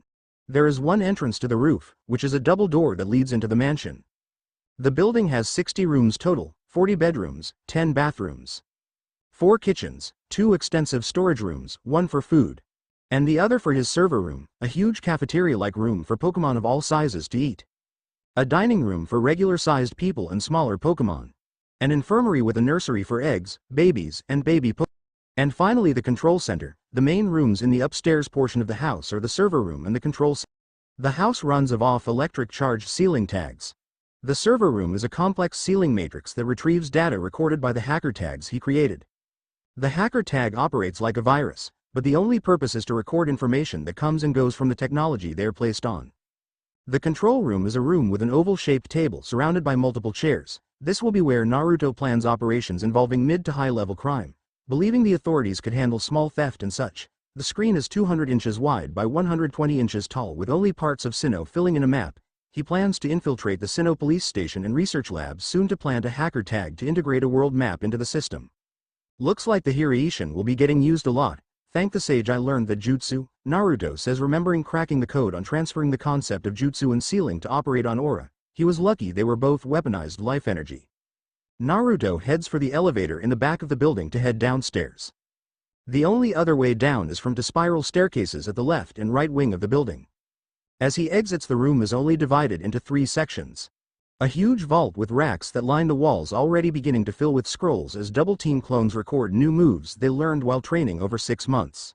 Organized by element, he sees shelves on shelves that extend up to the ceiling, hoping to see them filled one day. He goes to the back of the room where he sees an empty carved-out slot in the shape of a cube. It was 200 meters deep and was 100 by 100 meters in length by width. Naruto plans to keep his money that he earns here for now. The next room is a study. It covers the back right corner of the room and is a basic room for sealing theory and experimentation. This also holds his library for seals. The final room is his masterpiece, using a combination of ghost-type illusion tags, psychic-type animation tags, and steel-type reinforcement tags in combination with ground-type sturdy tags. He was able to design a room that can simulate 6 key parts to any operation. Stealth, aid, capture, recon, evacuation, demolition. He plans to make the unit called Sacred. They will be the Pokémon that help him bring change, expose what lurks in the dark, and clean up the mess afterwards. Like when he was a ninja, he plans on the teams having at least 4 members in a cell and having every Pokémon who joins the Sacred Corp specialize in at least 2 of the 6 areas mentioned. After Naruto leaves the room, he hears an explosion in the backyard. Knowing the likely cause, he walks back there with his hands behind his head, eyes closed and a tiny smile gracing his features. When Naruto brought up his purpose here to the 3 Pokémon and what he plans to do, they immediately agreed to become a part of Sacred. Naruto asked why. It confused them. Flashback starts. 1 month ago. This is not a game, Naruto says with a tone he rarely used with the young creatures, surprising them. There will be death. You will not be able to save everyone. Trust me, I have tried, and the stuff you may encounter would make Darkrai shiver. The young Pokémon gulp hearing this, but one quickly regained their nerve. I have seen the cruelty of humans and Pokémon. Riolu starts with a fire in his eyes. Denied by my one kind because of my odd coloring, forcibly captured to just be sold for money. If I could save just one person or Pokémon from that nightmare, I felt the terror from those around me. In those dark cages, the trainers who are separated from their friends for life either from poachers or murderers, then it is worth it. Riolu finishes clenching his paw in front of his face. The other 2, inspired by the speech, quickly voice their agreement. Naruto finally smiles. It looks like we share more in common than just the mark, finishing with a small laugh. Welcome to S.A.C.R.E. Flashback end. After that talk, the new operatives threw themselves into training with a new drive. The 3 Pokémon have not changed too much besides the size of their arsenal. The power behind the moves, learning to manipulate aura to walk on solid surfaces, not yet mastering walking on water. Riolu has made the biggest strides, learning to infuse aura with more than just making a sphere, which is a feat in itself. Most of the Riolu line cannot make a proper sphere till they evolve, but to also use aura in Force Palm and Bone Rush is remarkable. Sneasel focused on his advantages, speed, and precision, learning to make his environment his advantage while also becoming more agile in a close-quarters engagement. He would join Naruto to learn tree hopping. Finally, Gible grew and showed signs of evolving with his top dorsal turning shades darker and shortening. He focused Gible on his speed underground, feeling vibrations, and something he was severely lacking, dragon-type moves. Dragons are notorious for their aggressive attitudes, especially after evolving, and arrogance. The only reason this has not been a problem with Gible is Naruto can easily bring him back to reality, leaving him humbled, and the poaching experience still lingering in his mind. Naruto, seeing looking at the setting sun, addresses the Pokémon standing on the huge battlefield he created from reading books in the Canalive library. It's time to wrap it up, guys. Good work today. The progress you guys show makes me proud. They show a predictable response with their signature response to praise. Riolu slightly blushes, not used to positive attention. Sneasel smirks and Gible happily jumps back and forth from foot to foot, before launching at Naruto.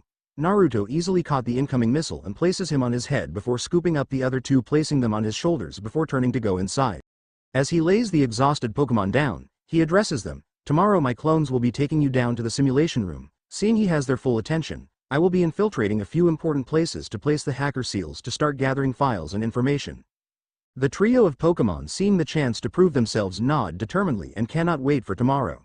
Next day, Naruto, after easily walking into the police department under the ghost-type move, Haze, decides to make highway to a few bars, libraries, and institutes to plant a seal on the computers and terminals there to start expanding his information hub.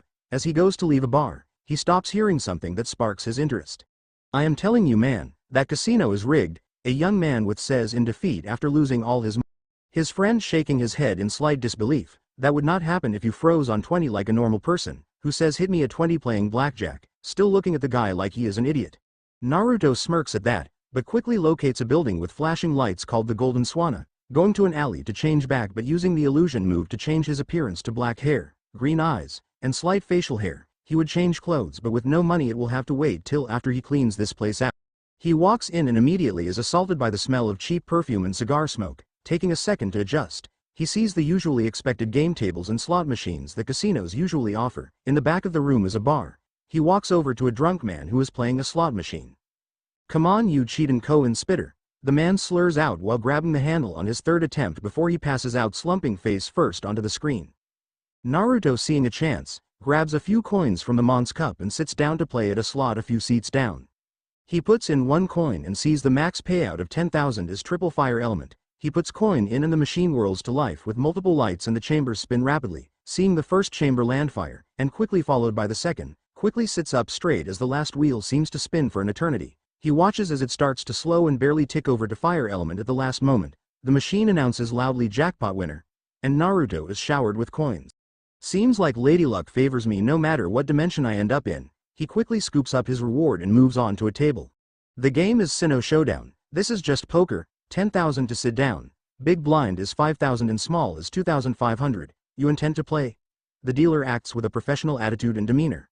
Naruto looking at them and starts the plan. I am new to Sinnoh, so I have never played, but I am always up for a challenge. The others at the table see easy money, not knowing about the Lycanroc in Mareep clothing in front of them. 5 hands later, good game gentlemen, Naruto says with a mocking bow while being 500,000 chips heavier. After quickly learning the game, he easily manipulated the table like a seasoned pro. After cashing out and learning the money is called Poke, Naruto approached the bar and saw a crowd around 2 people. After making his way the front, he saw 3 men on the ground and someone who took his breath away.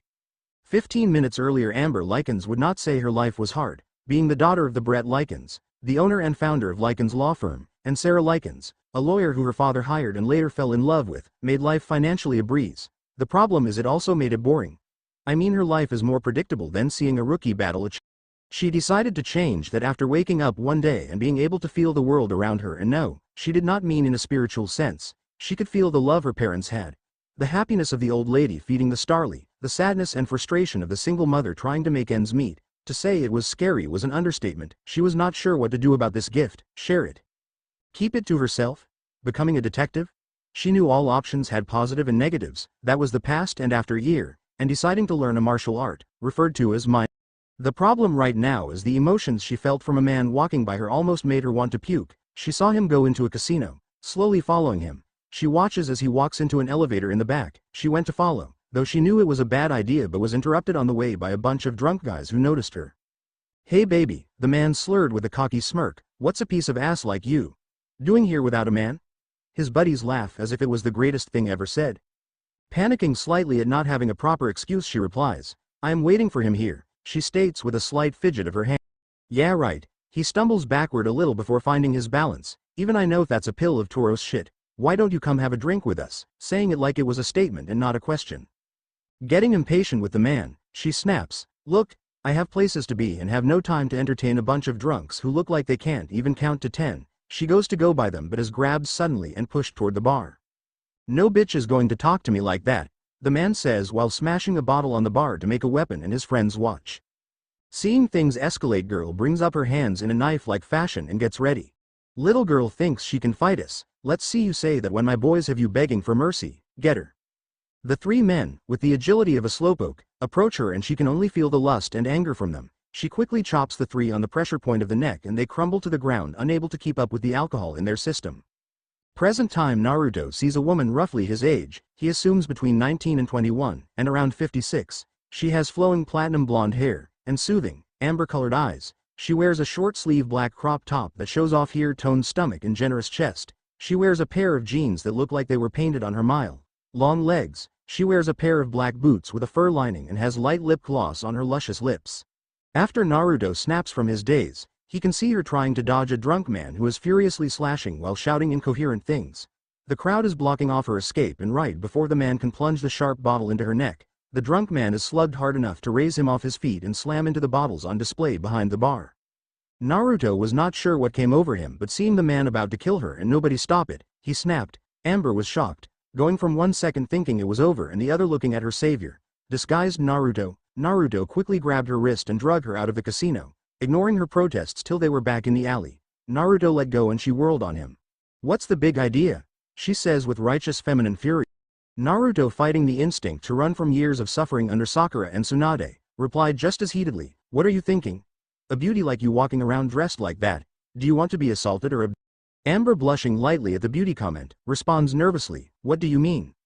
This is the seedier area of town, gangs, poachers and worse. He takes a second to let that settle in, and she gasps in realization, now you see, you're lucky those men were hammered. The outcome could have been worse. Why were you there by yourself anyway?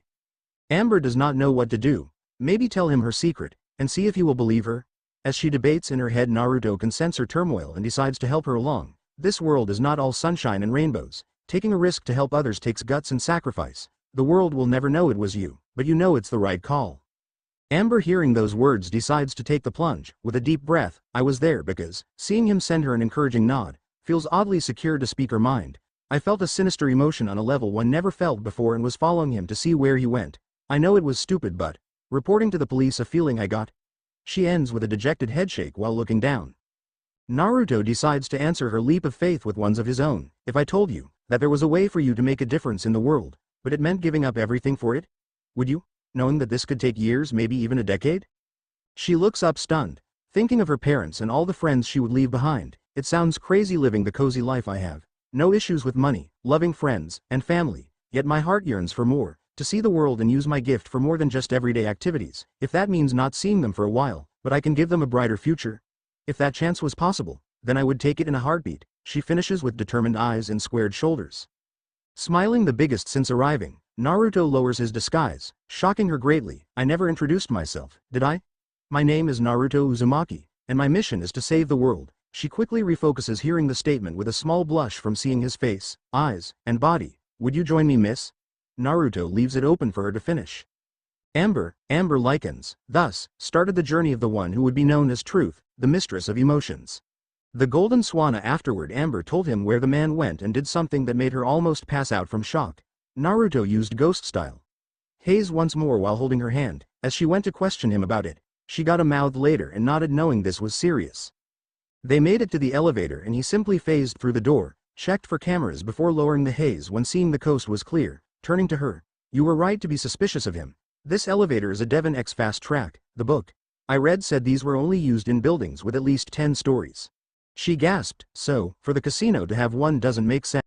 Unless they are hiding something. Naruto finished for her and hit the button to go down with his gloved hand to leave no trace. They arrived at the bottom and Naruto quickly reapplied the haze move and stepped out as two scientists with clipboards stepped in. Another failure, the one mutters right before the door closes. Another failure.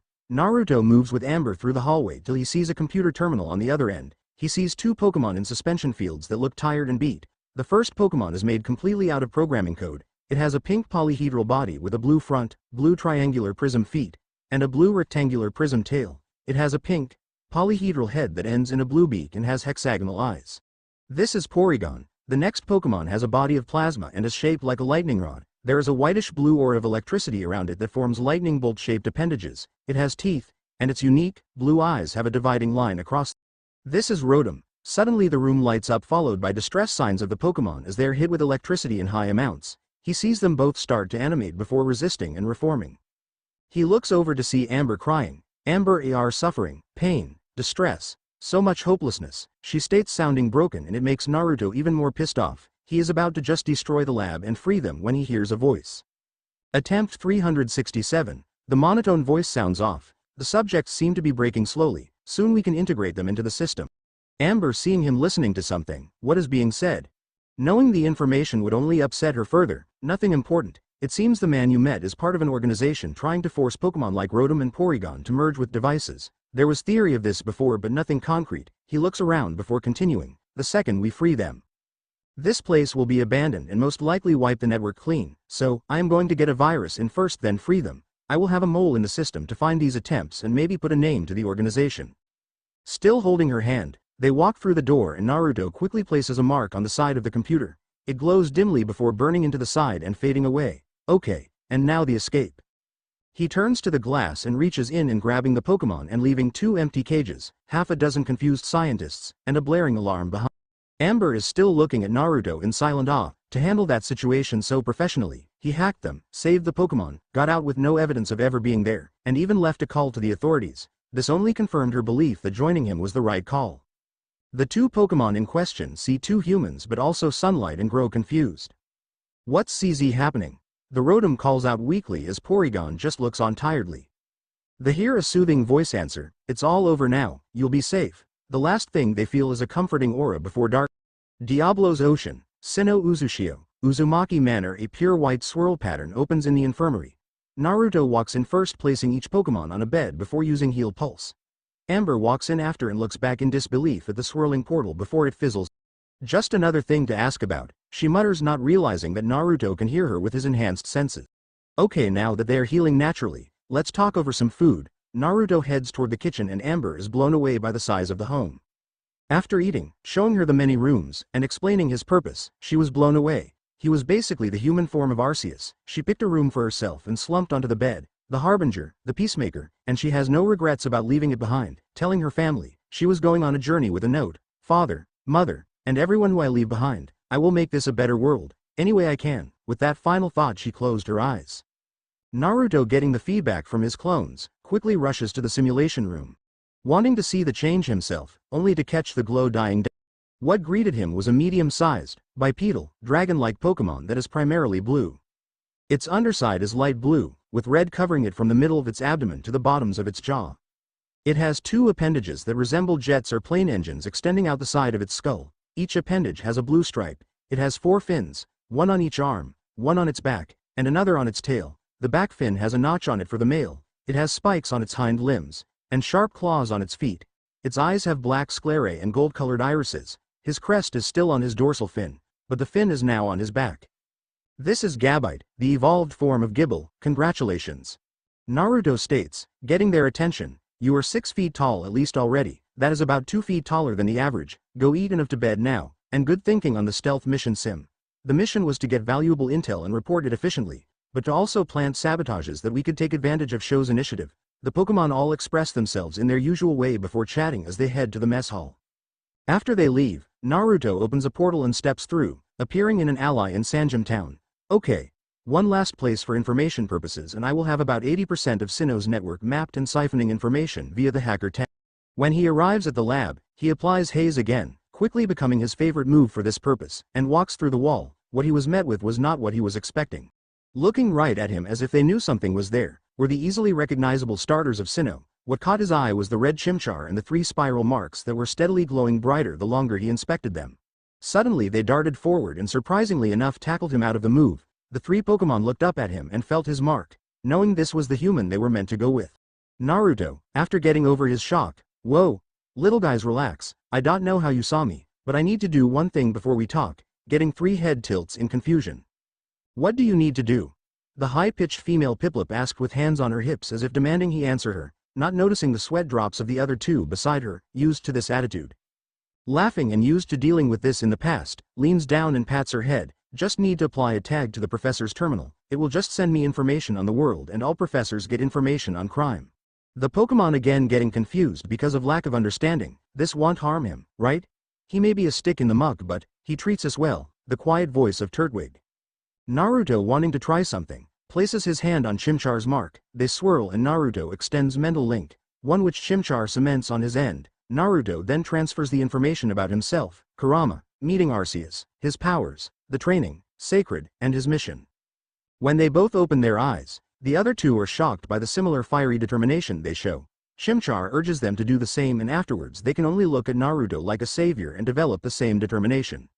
"So, you are going to fix the world." The old human talks about it with other people in white coats. When he thinks we are not listening, he mentions names and crimes that are apparently problems everywhere. Chimchar pauses and takes a breath. "So, if you truly are going to be fighting them, then I want in," followed by a quiet yes and a "you bet your flipper," not having to guess who said what.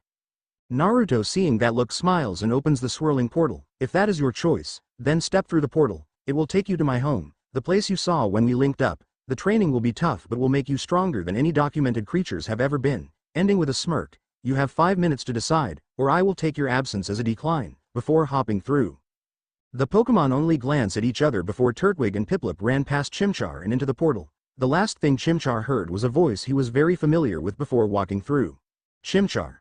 The graying professor shouts as the creature leaves. He does not see the other two either and assumes they all went through. The swirl they walked into is just like the strange mark on their bodies. Speaking of which, the professors and scientists around the globe have no idea what the whirlpool-like mark means. Every Pokémon either found or hatched with the mark has 4 things in common: bigger than average size, higher than usual shown intelligence, a drive to train and grow stronger, and the inability to be captured via Pokéball.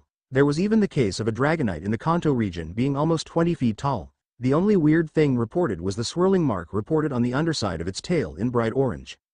Unfortunately, some of the poachers and criminal organizations have also caught wind of the potential the Pokémon with the mark have. They have been seen searching the wilderness in many regions before being engaged by police enforcement, rangers or G-men, before fleeing the area.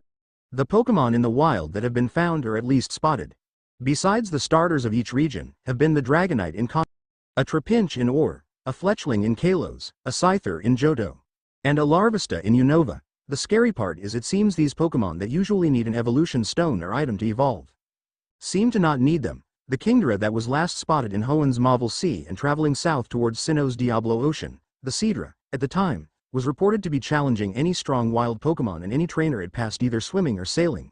It was spotted evolving by a Pokémon ranger who was monitoring the seas for poachers when spotting the Seadra defeat a Sharpedo and then evolve afterwards.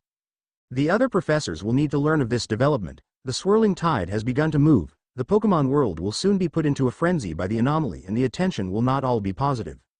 Deep in the Turnback Cave, Sinnoh, a group of 9 sat on a horseshoe-shaped table. The dark environment was only meant for meetings, so it was deep in the ground and was only this room. The ginormous computer before them was showing news stories about strange Pokémon with abnormal strength, intellect, and even advanced evolutionary abilities, but for some reason cannot be captured with a Pokéball. So, these Pokémon are what we are after him, one of the shadowed voices says, as if pondering if the time will be worth the money. Yes, a familiar blue-haired man with a 3 on his head says, "Look at this." The screen showed the video of a man talking to 3 Pokémon at the Eterna Forest failed operation. The footage was shot from a camera attached to the many different bird Pokémon they have scouting the world for potential targets. The video shows 3 Pokémon, including that rare Reverism Riolu, talking to a cloaked individual. The video stops and zooms in on the mark to show the 3 Pokémon have the same marks that the reported ones in the news have. The camera switched focus to the man and shows the cloak he wears also shares the mark before he gathers them up and shoots off through the forest in a speed the camera can barely catch a blur of and the video ends. Unfortunate, it seems an Aura Guardian beside Riley has resurfaced. Everyone in Sinnoh is aware of the Guardian Riley and his resemblance to the hero, Sir Aaron. As the others were conversing, one of the dark figures slightly tilts his head up, showing his pitch-black eyes that pulse once before he lowers it again. This type of conversation happened in more than one place in the cesspool of humanity.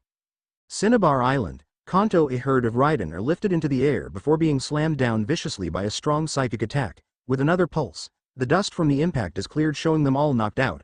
The leader of Team Rocket just smirks while Mewtwo looks on impassively.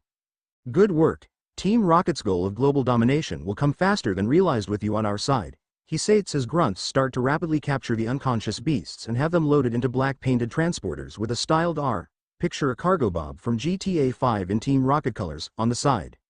The half-year has been terrible for Mewtwo, capturing Pokémon against their will. Being forced to kill or mentally manipulate innocent people.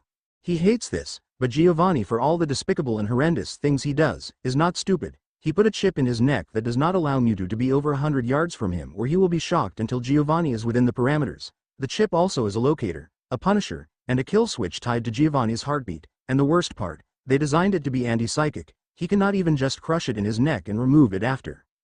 So, Mewtwo began to shut himself down, to lose his emotions, to just keep his Diablo's Ocean, Uzushio Uzumaki compound. The Sinnoh starters see a ginormous room with smooth walls and the ceiling symbols covering the wall. A rock-like beast walks by that has been formed with animation, reformation, sturdy, and shifting seals. They are the workers of the fields in the inner islands. The compound needs food, and the islands grow berries, but his inner garden in the compound grows grains and vegetables that only humans truly need. The meat situation is covered currently from fish and birds that never evolved or grew intelligence like Pokémon. As they get situated and meet the other Pokémon, they run a quick simulation for the 6 squads that form S, A, C, R, E, D and discover that they all thrived in demolition, especially Chimchar. Their secondaries were Evac, Capture and Recon, for Piplup, Turtwig, and Chimchar, respectively. The theory on shiny Pokémon being naturally stronger seemed to be true, and with the mark on top of that, Chimchar will be a beast when he reaches his full potential.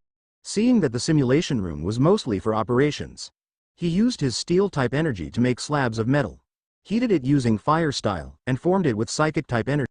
He then cooled it off using water-type energy. It was a multitude of bars at different lengths for weightlifting. Ha applied gravity, reinforcement, and restriction seals to allow the bar to gain or lose weight, be harder to move, and be able to withstand the gravity change without bending or breaking. He later made vests and harnesses with growth, gravity, reinforcement, and restriction seals. The addition of the growth seal is so the vests and harnesses can adjust to the user's size. So, we have a base, a place to train, operation units, places for rescued or endangered Pokémon to live, as well as food and water from the natural lakes, and an information hub. But we lack the information of the outside world, and having my seals being distributed by clones won't be quick enough or record all the information needed. Naruto trails of in thought going through his checklist. Amber, who is listening to him while having her dinner, starts thinking before having an idea. The Ectro Web. Get it like the World Wide Web, but also a Pokémon move. I will just shut up now XD. Naruto, startled by her shout, replies intelligently, "Why? How does a Pokémon move going to help us with information?" Kurama inside his host just face palms. Even he knows what she is talking. Shaking her head at his ignorance, "You mean to say you made a complex server room and control center that categorizes information by importance and threat level, but do not even know what your hacker seals are getting information from?" Naruto shaking his head with a sheepish smile, "Well, I haven't got to reading about." Sighing exasperated, "Unbelievable," she breaks it down simply. The Electro Web is a vast network created by the last head of the Ryzen family, Electra Ryzen. They are originally from Vermilion City, but the clan moved to Larus City in the Hoenn region around 20 years ago. As you noticed, she based it of her name, the aspect of connecting things together like a web does, and the catchy name and pun of using a Pokémon move name. It also helps that all things that can access the Electro Web run on a form of She looks to see if Naruto is keeping up with her, and after seeing his nod to continue, does so. The network is used by everyone from professors to law enforcement to children. It is people can post wacky videos, rumors, or document findings of the world. She attempts to show him but notices it getting no signal. Why am I not getting a signal in the manor? She looks to Naruto for an explanation. This ocean is called Diablo's Ocean for a reason. It has a weird magnetic field from the meteors that landed here. It causes navigation, instrumentation, and even the satellite images are blurry. It was the biggest reason I decided so stay here after reading more about the area I landed in. Naruto answers calmly before taking her Pokédex. I can fix it though with a simple hacker seal, see? Naruto finishes as he applies the seal, which engraves the seal into the back, and the Pokédex suddenly loads the internet page with no.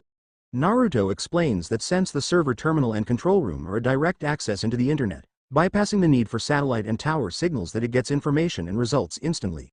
Amber, again looking at Naruto in disbelief, tries it, and to her shock she saw the results pop up immediately after hitting enter on her Pokédex. This is amazing. Then the solution to Naruto's problem becomes obvious to her: make a business. I don't have time to run, you don't have to run it. Look, I love technology, and my ability to detect emotions, including lies, would make me a great businesswoman. If you make more money from casinos, like the 500,000 Poké you made when we met, you could open a business that sells and designs hardware that connect to the internet. You could make a device that does what a Pokénav, Pokédex, and Electropad do all in one. She starts to pace back and forth across the room, and Naruto smiles at how excited she is getting. Once we get settled, we could make the Uzumaki crest the logo and include your sealing tag on the back of the device as a design, but would really be tracing all information back to us. She finishes taking breaths to calm down, but looks at Naruto and blushes seeing his smile. What would you call it? Naruto asks with a now serious face. Wait, T. You think that would work? You're not going to tell me to not use your logo or demand to name the idea? She questions in slight shock and confusion. Amber, this idea is perfect for what we need. It gets us information and could supply people and even certain Pokémon jobs to build the devices. We will have to find someone to run blueprints past. I believe it is a great idea and you deserve to name it. He finishes with a grin, again causing her to blush. She stands there pondering an idea before it hits her like a lightning bolt. Spiral Tech. All she gets in response is perfect. Start designing and pitching ideas. I have Pokémon to train and you in case fighting is unavoidable.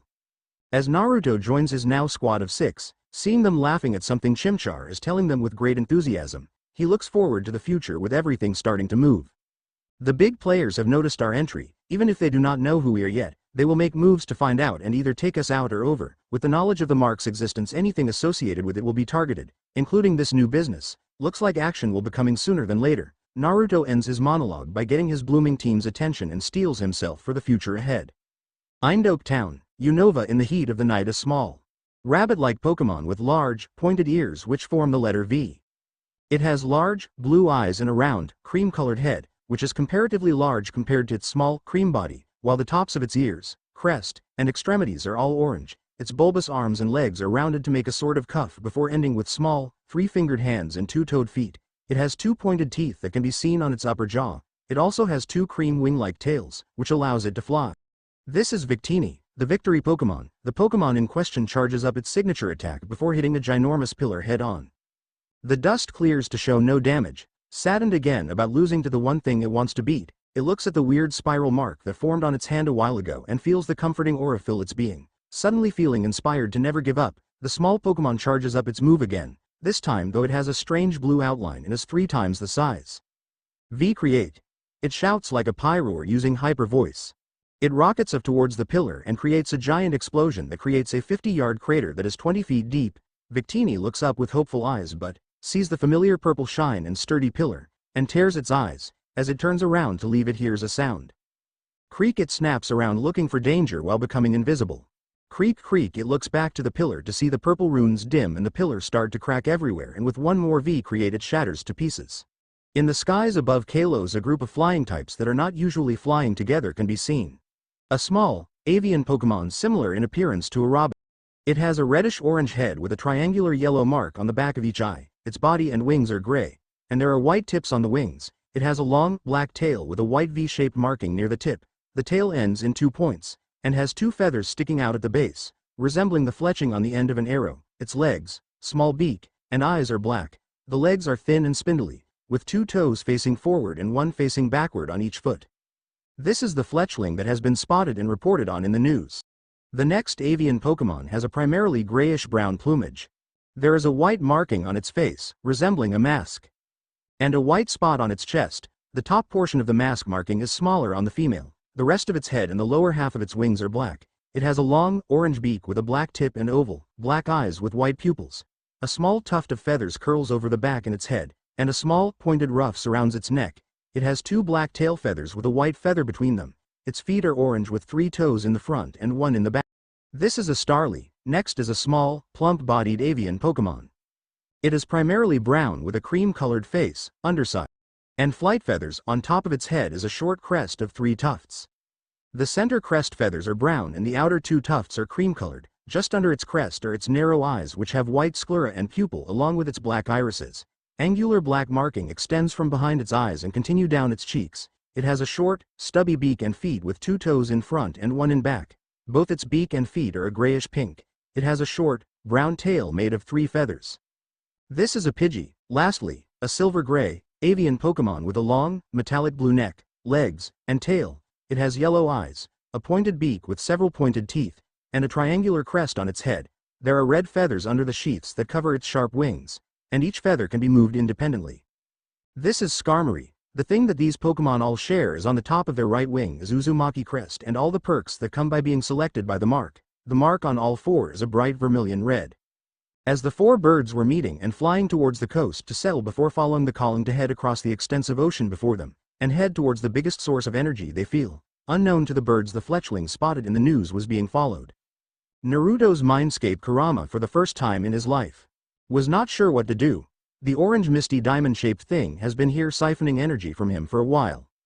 The amount was not enough to even be noticeable, but, after remembering seeing that orange crystal Naruto was inspecting on the island when they first arrived, he decided to leave it alone for a while. He debated telling Naruto but noticed it was only using his aura and psychic energies, so, he left it alone. It was not even taking the energy faster than he regained it naturally, so until it showed signs of being harmful, he'd leave it be.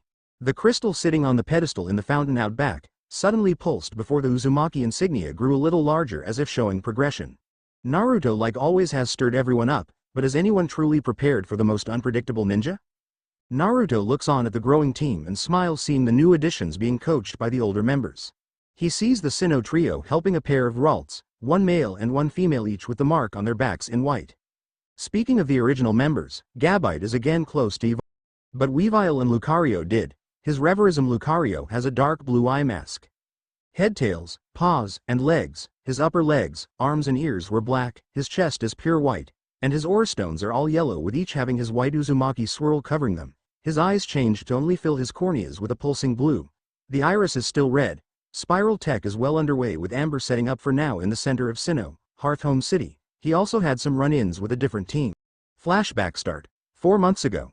Naruto getting the notice of a major crime being committed in the southern Johto region just off Route 33 near Azalea Town. He quickly calls for Lucario, Weavile and Gabite. The powerful trio see the face of Naruto and know this is not a social call.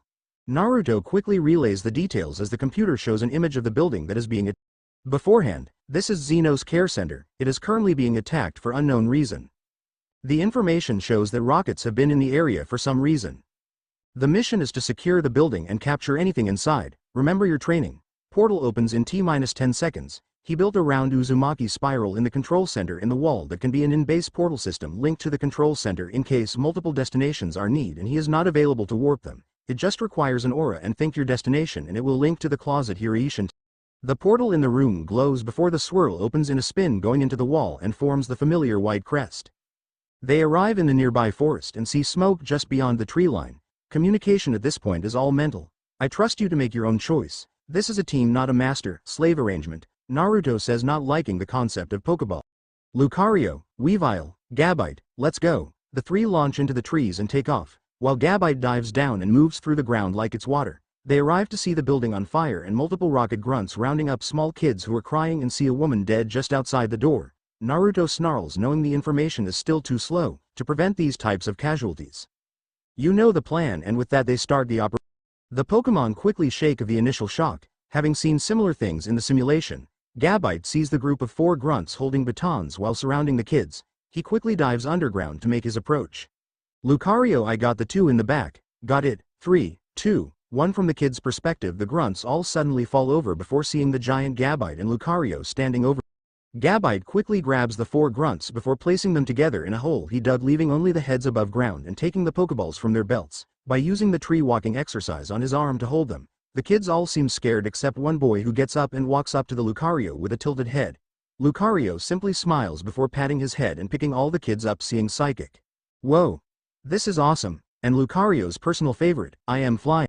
It is amazing how innocent kids are that they can go from scared to joyful, even after an event like this. Just another reason to fight, to protect the future of innocence, like these children. With Naruto and Weavile, the duo is moving in a fast weaving pattern as they approach the Pokémon being guarded by an assortment of Houndour, Muck, and a few Persian. The Persian are considered higher priority, so they must go. 3 Persian, 5 Houndour, and a Muck Weavile. The Pokémon requires no further instruction. It zips off toward the Houndour while shooting an ice beam at the Muck, completely freezing it in place. Eliminating the chance of poison, he then gains a silver gleam in his claws before charging the Houndour, who are getting ready to hit him with a super effective flamethrower barrage, and seemingly disappear before reappearing behind the canines, and they suddenly fall over with cuts everywhere but are only unconscious. Weavile looks over to see the cats out cold and Naruto using his aura to heal any severe or life-threatening wounds. Extinguish the house and check for survivors, Naruto states without looking up from his. Weavile with another burst of aura zips around the house while using frost breath to cool the flames and enters while using his ice energy to circulate his body temperature to not overheat in the still smoldering building. Weavile closes his eyes before focusing on the training to listen for anything and hears a creak and sees an older human in rough. One human, bleeding from his head and side, needs treatment immediately. Naruto is there by the time the sentence ends and starts applying aura pulse to the man to seal his wounds, hoping the blood loss was not too extensive. After treating the old man, returns to the Pokémon to finish his analysis when he notices something. An Aron was the most beat up amongst the baby Pokémon. He asks a few of the others why that was. He was the first to fight them when they arrived. He is the youngest though, so he was not able to do much, but that didn't stop him. A Baniri stated with her bruises rapidly fading, just looking tired and relieved it was over. He looks over the tiny Aron again and notices on his belly when rolling him over was a familiar light blue crest that matched his eyes. Naruto's eye widens, feeling the connection when he touches the mark, is confused on why he did not feel the Pokémon when they were in the area. He closes his eyes and sends out an aura pulse to feel an extremely strong psychic presence just leave the area. He wonders if that can mask the mark's energy and wonders what has the power to do. Flashback end. The daycare worker was greatly saddened with his wife's passing. Naruto offered to relocate them if he wanted to come with him. The man, not trusting him, asked tons of questions about him. After getting grilled about just about everything humanly possible, the man relaxed and accepted the offer. He had the clones and quickly made supplies and made a daycare building on Uzushio. The building is situated on the northern side of the island. It has 3 stories and a basement. He also made a small playground for the kids and baby Pokémon to have fun and exercise. He made sure that a garden also grew there with everything the daycare man would need. He also had a few golems to help with anything Xeno could not handle. The kids were in awe of their new home and the Pokémon were recovering well. Naruto learned a lot about technology during. Amber was very good with their applications and showed the new streamlined devices for the company to make. The Whirlpool desktop. Look up the Apex Zen. It is a streamlined device that is a fifth of the size of the current Sylph model. The processing power is twice as fast and consumes less power to use. All in all, and complete improvement. Next, was the Maki tablet. It would take the place of a Pokédex and Pokénav. It could expand and shrink for storage purposes. The device would scan anything and give information. From Pokémon to common natural resources, design-wise think of the scrolls from RWBY. The last device was the Uzu Cellular. The device was a small rectangle device that would easily fit in your pocket. The device could be used to access the electro web, take photos, record videos, and make long-distance calls. This would be great for trainers on the road who need to report crimes or request help if in danger. Each device would have a seal that applied waterproofing, reinforcement, solar absorption, and hack. Flashback start. 3 months ago, Amber and Naruto walk up the doors of the Pokésh headquarters in Jubilife City. It is well known that the owner only made this as a hobby, and with Naruto cleaning out 3 casinos in different regions, it was safe to say they planned to buy it. The company already makes gear for trainers and researchers and has at least one building of operations in every region. The plan is to buy the rights and start making the parts, then expand the business with the revenue made selling the new products. They would start to create the service towers across the globe and create thousands of jobs in the process. The information then would be uploaded to the Electro web servers and at the same time to their own back at the base. The duo walks in the building and head to the receptionist's desk. We have an appointment with Mr. Cloud at 3 o'clock. Amber politely starts only for the receptionist to barely acknowledge her. Take a seat in the lounge and take a number, she states while filing her nails. They sweat drop before moving to the side. Naruto, seeing the slight nervousness, grabs her hand and sends her a calming smile. She blushes slightly, feeling his warm, calloused hands that engulfs his completely. She looks up to see his blue eyes. He is masking the unique coloring of his eyes with an illusion and calming smile and feels her confidence returning. Suddenly an announcement goes off on the speakers. Now seeing number 13, Amber checks her ticket and sees it match and gets up, followed by Naruto holding the briefcase full of money. They head up the elevator and open the doors. Behind the desk is a man with short, spiky brown hair with black eyes. He is wearing a beige suit with a white undershirt and a dark green tie. He is currently typing wildly on a terminal desktop. He looks up to see us, and slightly blushes seeing Amber, before clearing his throat. My name is Samson Cloud. Welcome to Pokésh, the Sinnoh region's #1 developer for technology. He finishes with a proud smile. Amber quick to introduce themselves. I am Amber Cushions and my associate Nathan Masters. Naruto nods in greeting. We would like to discuss a future partnership or complete ownership of this company. The man is slightly shocked before leading them to the meeting room at the other end of the hall. Naruto pulls out the briefcase before showing 10 million Poké in the case. Naruto gives a small smile seeing the amount being offered. We are prepared to pay 10 million for full ownership or become co-owner with you for half this price. Samson takes a breath. What could you offer the company to even consider the thought of handing this business to you? This is a hobby to me, but to just give it up for money that we could make in 2 years' time anyway seems foolish. The businessman finishes while leaning forward with interlocking fingers. Amber looks at Naruto, who gets the meaning, and he pulls out the 3 blueprints with their specs, material use, and application. The longer Mr. Cloud looked over the blueprints, the more his eyes widened before standing up and exclaiming excitedly. The concepts shown could completely change the world's concept of information. To have so much available on a mobile device could save lives of trainers everywhere. This is simply brilliant. And the material cost is low because the cheap metals used are in high abundance. The idea of cellular towers to boost radio signals is a revolutionary idea. The man, still in his own world, is brought make to reality from a stifled giggle and an exaggerated cough. The man blushes before shaking it off. I have a different proposition. How about you give me 7.5 million, but I get to lead the R&D department. He continues, seeing the curious looks. I love building and inventing, the thrill of technological study, the chance to revolutionize the world. I started off doing that and people loved it, but suddenly we were a worldwide conglomerate on par with Sylph Co. and Devon Corporation. Naruto, seeing where this was going. You lost your ability to build to lead the company forward.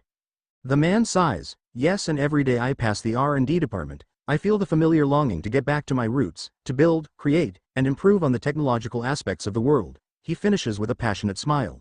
Naruto looks at Amber and gives a nod. She smiles back before accepting. That is agreeable. The contract will need to be reworked to include this, but we welcome you, Samson Cloud, to Spiral Tech, the place that will be spinning heads for years to come. She finishes extending her hand and he firmly grasps it. To a beautiful and prosperous future, flashback end. Ever since then the world has been trying to get an interview with us, but we decline for now, using the easy excuse of transferring the buildings across the world to the spiral colors and advertisement. The production of the desktop, tablet, and cell are beginning smoothly, and they should be ready for field testing in a month or two. The cellular towers are also being established in every region across the globe. He put up barriers around the towers and the new buildings that work like sensors, and anyone without a specialized pass, that held the clock in for the workers, would be temporarily paralyzed. The first intruders found that out the hard way. The biggest change has been the activity of the underground. They seem to be switching focus to higher grade targets at the moment. They have not attacked a trainer since the confrontation we had earlier in the year. They seem to be after only shiny, legendaries and the Pokémon marked with the Uzumaki insignia. He remembered the run-in he had with them as he looked over at a certain bringer of nightmares. Flashback starts. 3 months ago, Naruto was training with his Pokémon when an intense amount of energy washed over his tags located at the Regigigas temple near Tenny village. He placed security tags around a lot of the legendary locations in the world to keep them safe from harm. The only ones he has problems with are the roaming legendaries like the big 3 dogs and birds for example. Naruto quickly opens a rift and jumps in followed by Lucario. As they were doing 1v1 combat to work on close hand, he arrives with Lucario to see something concerning. It seemed that something else decided to save the shrine but was overwhelmed and was forced into a psychic barrier. The Pokémon in question was not just any Pokémon, it was the legendary bringer of nightmares Darkrai. Not just any Darkrai, a shiny one. This Darkrai has a dark purple body and the spiked ring around its neck was a bright red. His eye was a lime green and smoke-like hair was a snow white. What made Naruto a little cautious was the fact that detaining a Darkrai should have been impossible for the group before him, unless they had something of equal or greater power to balance the. He quickly saw the 50 or so Pokémon under the influence of Dark Void, the move that traps a Pokémon in its worst nightmare. Only a few things can escape this move. The group of grunts clear out to reveal a striking figure. She was a very tall woman, around 6 foot he would guess. She had dark red hair and eyes to match. The only mark on her face was a number 5 the side of her temple. She wore long black sleeve V-neck covered by her combat vest. She had military-styled pants in a matching colored, finished with some combat boots. Her left arm had the familiar underground tattoo in crimson red. She also had a rifle on her shoulder. She is known as Ruby. He was surprised to see a gun. Guns in general were frowned upon and outlawed entirely after the war that happened during Sir Aaron's time. To see one now was concerning. The most worrying part was when she looked at the Darkrai. She turned the knob and fired what looked like a small energy pellet surrounded with fighting-type energy at the legendary. The speed that the projectile hit caused the creature to flinch and release a low groan. Naruto turns to Lucario and makes a game plan. She is the biggest threat. You will take her down. Use combo 3 while I take out the grunts attempting to force their ways into Regigigas temple. Lucario nods before getting in position to apprehend the underground exec. Naruto quickly make an aura weapon. It is a recurved bow that looks ethereal in appearance. It has no arrows but, the second Naruto pulls the string back, 5 arrows form. Just as he goes to release and non-lethally strike 5 grunts, he notices a weird energy near the boss. Lucario, wait. It was too late. Combo 3 is extreme speed, agility, and force palm all together. It is an attack meant to completely send the target flying with speed and power. Even if the attack is blocked, the kinetic force should still propel them a good distance. This did not happen as a barrier erected around her. A Dusknoir rises out from her shadow and uses Sucker Punch, which Lucario quickly evades with another burst of extreme speed. Naruto, seeing all the focus on Lucario, creates a distraction. Normal style. Double Team Naruto sends out copies who use a combo move of their own. Flying style. Air Slicer. Fire style. Flamethrower. The flamethrower doubles in size and is used to make a colossal ring of fire around the area. He does this for 2 reasons, so they cannot escape, and that the town nearby will report it to the authorities. Lucario sees this but raises an aura paw to deflect a shot from the rifle. He looks at his paw and sees a slight burn mark. This shocks him because his aura is very thick from being a reversism and having the Uzumaki crest on top. The operative is a little shocked to see the bullet deflected so easily but continues firing. She figures it must have hurt more than let on if it begun to dodge them. Dusknoir used Trick Room. Lucario suddenly feels like he is moving in slow motion as the mini bullets head his way and uses a move he was hoping to save for later. Substitute. Think the substitution or Kawarimi technique from Naruto. Both Dusknoir and Ruby look confused when a tree log is shredded to pieces, only for an aura beam come firing out of the tree line blasting Dusknoir near the firewall.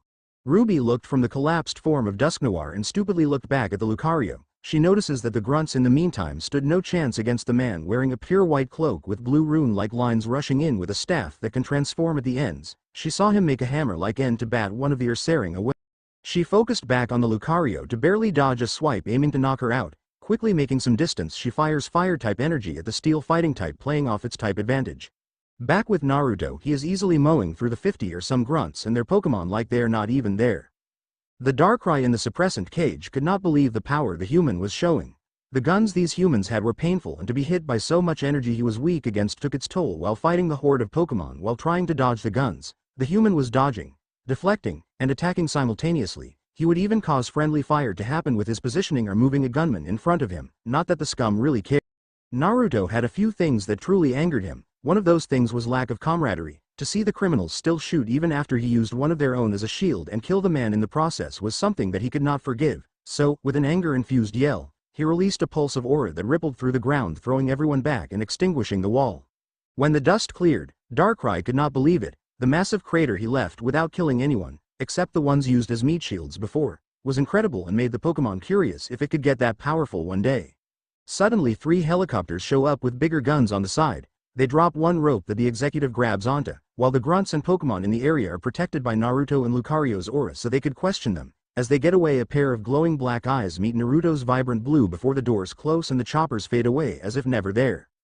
Naruto and Lucario turn to see a camera crew chopper recording the scene and a squad of Jennies with mouths agape. Naruto quickly summons portals beneath the Pokémon, leaving the grunts for the cops. Unknowingly, a certain legendary Pokémon transported with the others. The camera crew captured the whole event, and the rumors of the rise of another Aura Guardian surged across the globe. Flashback end: the Pokémon he rescued from the underground grunts were grateful for the release and picked the environments suited for them while living their lives peacefully. That was another thing. The Pokémon he rescued or released from criminals he would take with him and ask them for any information about bases. They all had the same answer. They never got to see the base, either kept in a dark room or inside the Pokeballs of the grunts until needed for operation. The shiny Darkrai was another thing though. The Nightmare Pokémon asked him for training, and after 3 months it was safe to say that only his Lucario could handle the Pokémon on an even footing. The other Pokémon he brought with him also were offered training if they wanted for defense. He told them all the same thing. The world is full of mysteries, and thinking that their islands could not be found or invaded on day was being naive. Most denied, saying they believed in my sacred units. The only one that accepted was the operative Ruby's Dusknoir. The other good news was that Xeno was able to settle in, and some of the new Pokémon would play with the kids and help around the center for meals or cleaning if they were able. A quick rundown of the unit looked like this: Stealth, Lucario, Weavile, Aid, Ralts, F, Audino, Blisseyrakan, Empoleon, Ralts, M, Capture, Torterra, Raichu, Electivire, Evac, Wailord, Tropius, Demolition, Infernape, S, Garchomp, Magmortar. Naruto had a mile-wide smile looking at the growing team before him. The original 6 members all became like mentors to the new blood. Eventually, that would change when he picked the 6 captains for each unit. Those 6 would be responsible for organizing the teams and training new members with the simulation room and weight equipment. He felt a weight settle on his shoulder before seeing the familiar macaron treat being inhaled like he used to do with ramen. The victory Pokémon emerged from invisibility with a happy chirp before purring when Naruto scratched it behind its right ear. He walked while supporting the little guy on his forearm, thinking back on how he met the gluttonous creature. Flashback start. 2.5 months ago. This is Channel 4 News. I am Cindy Burkfield here to report that the infamous organization Underground, known for their violent and brutal methods for capturing and selling Pokémon, has been thwarted in their operation in the outskirts of Tenny Village. It is unclear what the group was after. Most private investigators believe they were after Regigigas. The temple is rumored to be its resting place. These images here show a man and his strangely colored Lucario take on a squad of 50 underground grunts. The most shocking thing is that a Darkrai was on the scene as well and captured in some type of force field showed here. As the broadcast shows the results, people around the world were having similar conversations. The UGD has guns. I can't believe they could detain a legendary. The man is an Aura Guardian. Finally, another peacekeeper. What is wrong with that Lucario? 2 people in the Iron Islands were excited for a different reason. A pair of twins in Kalos were excited for a different reason. A person in a bar hiding their body in a raggedy cloak, eyes widened for a different reason. They all said the same thing at the same time unknowingly. I am not the only one. Deep in the Bewilder Forest, Sinnoh Underground HQ. Ruby spit out blood after receiving her umpteenth punch from the shadowy figure. You're lucky, Ruby. If we weren't losing so many members to one pesky fly, then I would have offed you too, like those grunts the police were getting ready to question from the failed Tenny Village incident. The man finishes while using a rag for the excess blood on his hands.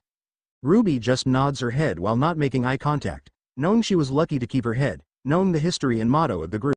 The UGD was not thrilled with this new vigilante running around the world. They already had plans for Riley and his bitch of a sister. They did not need more aura or psychic-powered individuals running around. The only two who were not worried were the leader and his second-in-command. They had powers of their own, and the bugs of this world would find out what really made the underground a group to be feared. With Naruto and Amber turned off the control center screen and looked a sheepish Naruto in the eye. So, you didn't know they were that close? She crosses her arms under her generous chest and looks at Naruto's aura and psychic energies are so low in humans that it might as well not be there. Yours is like 10 times the usual size and you are just an empath. I keep mine suppressed. Just in case enemy organizations have energy manipulators of their own. He sighs before continuing. They were lucky that the UGD was only concerned about getting the executive and killing the witnesses to see them in the smoke from the firewall I created. The wall also was full of my energy, blocking my senses from beyond it temporarily. Amber, seeing his point and nervousness, softens her expression before giving him a hug. It's okay. I just worry about you when you go out there. Naruto lightly blushes and gently wraps her in his arms. Hey now, it's me we're talking about, and with the Pokémon watching my back we will be fine, promise. She relaxes while feeling safer than she has ever been and whispers I know. Unbeknownst to the pair, familiar mark starts to form above Amber's hip to the left of her belly bottom, in the beginnings of a crest. Suddenly the news kicks on when an alert sound in the control center. This is Kathy Stein of the Unova Informative. Officials arrive on the scene of a large crater in Eindhoven town. They have yet to deduce the cause, but with rise in criminal activity across the regions, could this be the result of dubious activity? Stay tuned. Naruto sits up straight before mentally calling a quick team together through the mental communication. Tropius, you are on evac if needed. Scout the area if not. Lucario, Weavile, you will sneak around, find any info on native Pokémon, be it myth, rumors, legends, so on. Torterra, you are on standby if I need you for a hostile detainment. Infernape, you will with me from the start. We will be the first responders to any criminals in the area. Empoleon, you will be in the ocean nearby. Report any suspicious activity. We launch in 10 seconds to the ocean surface outside Eindhoven. Naruto and his squad quickly warp. Unknown to them, a certain organization is already in pursuit of the cause of the explosion. With Victini, it has been on the run for a while. The weird humans with the black and gray stealth uniforms. They had black berets and gray masks to cover their identity. They stumbled upon Victini soon after its successful escape. They were able to suppress the information from the public for a while in hopes of capturing the victory Pokémon. It was unlucky timing for the small legendary. It used a lot of power to break free, a noticeable amount. Victini was confused on why it felt a calling to the ocean. Like everything would be fine if it could just make it there. It was trying as hard as it can. The only thing keeping it going was the new attitude it developed after getting free from the prison it was held in for the last century. As Victini broke through the tree line and in view of the ocean, it was struck hard from the air by an avian Pokémon known as Braviary. The aerial ace had launched Victini through the sand, and the last thing it saw as the blackness finally closed in was a white-cloaked human with the most unique eyes he ever saw. Naruto. Naruto arrived and the Pokémon all immediately took off except for Infernape and Lucario. He had Lucario stay to scan the area with him for multiple lifeforms in the ground while he checked the surface and sky. They did not have to check wrong when a large trench was carved in the sand leading to the ocean. Naruto quickly used teleport to the end to see a Pokémon he was going to rescue later. He was aware of the runes that trapped Victini from the world. He was making seals to counter the effects. He could just blow it up, but the needed power required to do it without attracting attention was still out of his reach. He sees the Pokémon reach its small arm towards him and is shocked to see his family crest on the outstretched hand glowing brightly before a connection is solidified instantly. Like the little guy before him instinctively trusts him more than anything. A large team of grunts wearing the Team Plasma uniform walk out of the forest line, not noticing Naruto just yet. 6 months of chasing down a rabbit that can turn invisible. At least Jetsus will get our back after it gets to apply it to the battery. Naruto did not need any more information to know what they planned for the cute little guy under him. He slowly bends down and picks him up. Thank you. Naruto smiles hearing the childlike voice in his head. No problem, little guy. Get some rest. You have deserved it for your effort to run for this long. He whispers to the small legendary, getting a soft smile, and he feels the Pokémon fully relax and cuddle closer to his warmth. The tired grunts finally realize they are not alone when they look up to see a white cloak with runes running all over it and glowing blue eyes holding their target. Hey, if you know what's good for you, then you will leave now. Better yet, free those Pokémon and hand them over. They're free creatures who deserve to live in peace. The man finishes with an authoritative look, but cannot hide the gleam of greed from his eyes at the prospect of capturing the extremely rare beasts before. Okay then, so, you aren't going what? The man stumbles, having never gotten such a cavalier response. Sure, I will release them, only if you do the same. I notice the Pokeballs on your belts and such and the Pokémon slowly closing in from the air and ground. So, I will release them if you will. Naruto finishes with a condescending tone, knowing full well when he sees a hypocrite, how to ruffle their feathers. Well, I need them, I'm a cop. The man decides to go with his third excuse as if that makes total sense. During this talk, one of the grunts was studying Naruto with confusion as if he saw this figure in the news. The mont's eyes widen in shock before he shakes in horror. Some see the man slowly stepping back towards the forest line as if he is going to run. What has you so spooked? The man still visibly shaking. Do you not know who that is? That's the new guy who has been everywhere recently, taking out numerous criminal organization operation. He even killed some of those UGD guys in Tenny, the Blue Spirit, the Aura Prince. He goes by many names, but his most popular is Messiah. The public loves him and the criminal scum fear him like a Darkrai in their closet. Shout out to anyone who gets where Blue Spirit and Aura Prince comes from. Love those stories. The others quickly snapped back to the man to see him extending a hand towards them. They quickly look to issue commands but see the flying Pokémon being dropped by the strange Lucario. It looked like huge comet as it chased down and collided with the multiple Mandibuzz and Braviary in the area. The ground between them suddenly turns molten hot as the Pokémon using Dig are violently ejected from the ground with various burns on their bodies. Infernape used Supernova, which is a combo of Flare Blitz and it is a move that can be used to make a detonation, so he uses it underground to simulate a volcano eruption. Lucario on the other hand used Aura Comet. The move uses Giga Impact infused with the user's aura. While using the aura, Lucario closes his eyes and relies on Aura Vision to locate the energies of his opponents, and as long as he never stops moving, he will not receive the small recoil of the heavy-hitting normal-type move.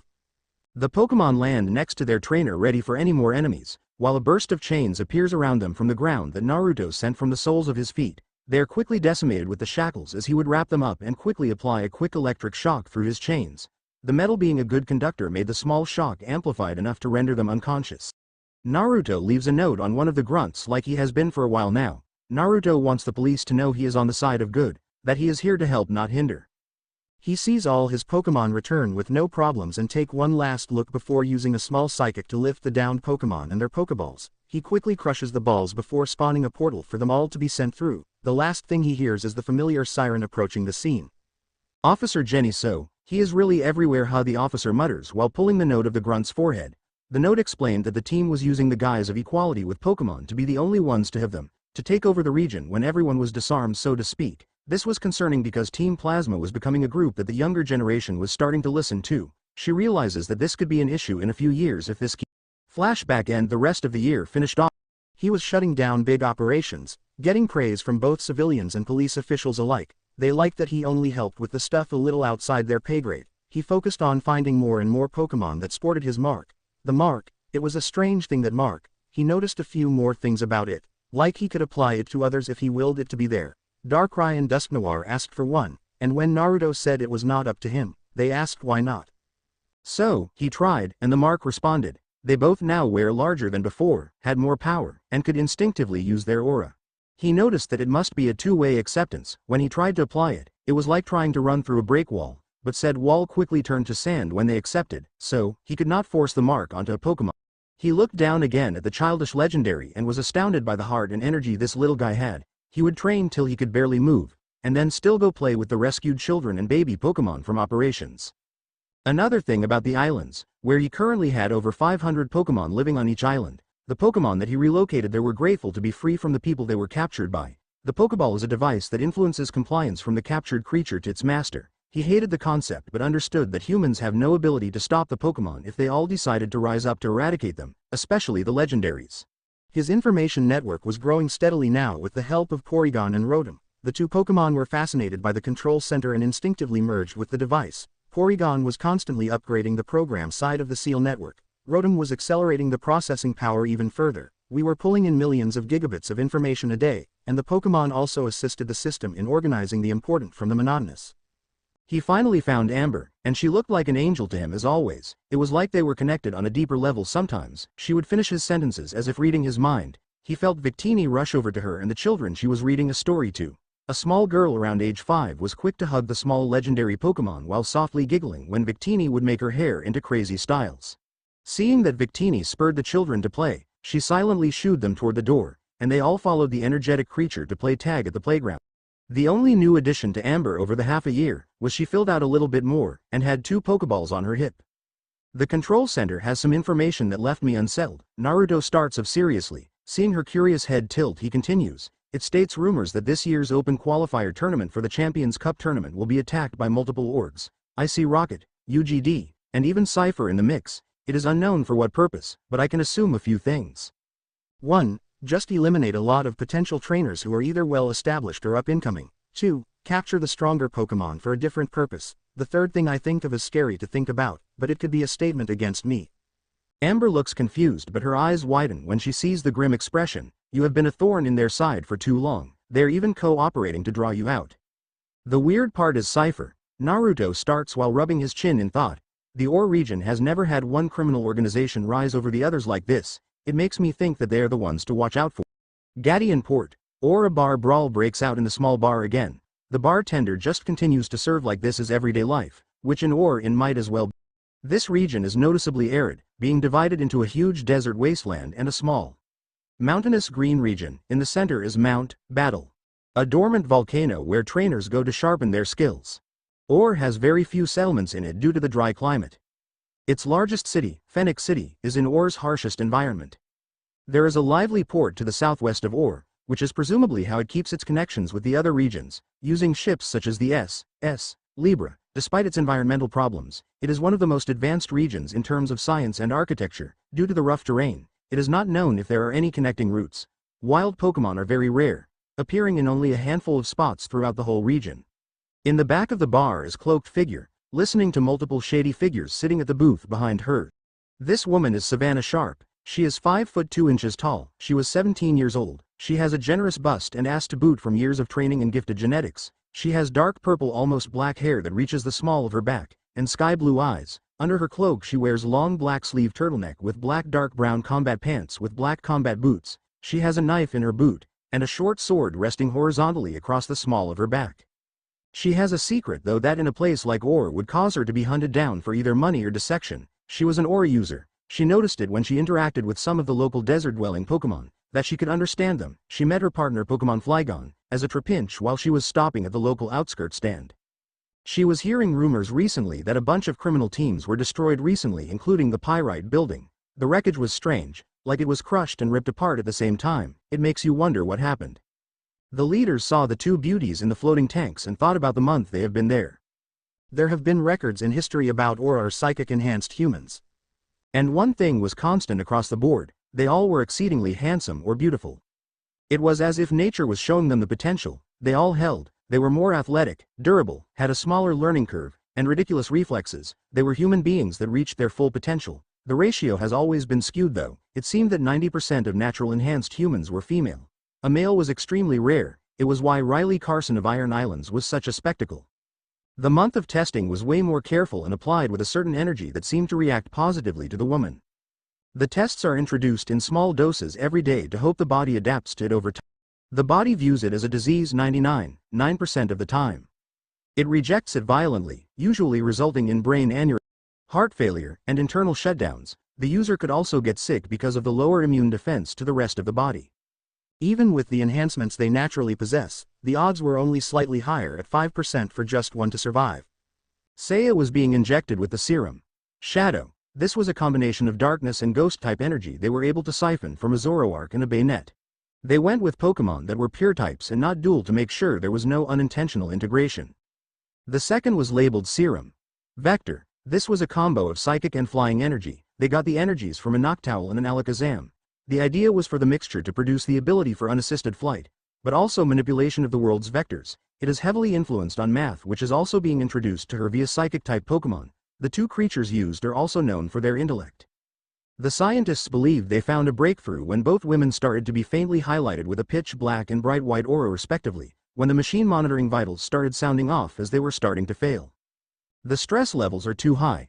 The brain is starting to go into fight or flight mode, in this case try and forcibly adapt or start sacrificing the non-essentials to preserve the important organs. The scientist states to the boss before both women suddenly brightly glow before their aura starts to condense on the right side of their navel in a swirling fashion. That mark, why does it look so fama? The man doesn't get to finish his thought. Suddenly both women scream before they slowly change. Saya's hair turns to a pitch black color and her eyes glow an eerie purple. Kendra's hair turns to a stark white color and her eyes deepen to a cobalt blue. Their capsule containers suddenly burst before both enhanced walks out with their wet hair covering their bodies. They look up and the grunts of the three teams approach them with stun batons and energy rifles. The baton wielders guard the shooters as they fire, but they are stunned to see the bullets be redirected by an unseen force. The scientist that was informing the leaders gasps, "The serum worked, she is manipulating the vectors at an unprecedented speed. We have no way of controlling them currently and they will not forget the experiments we forced them through."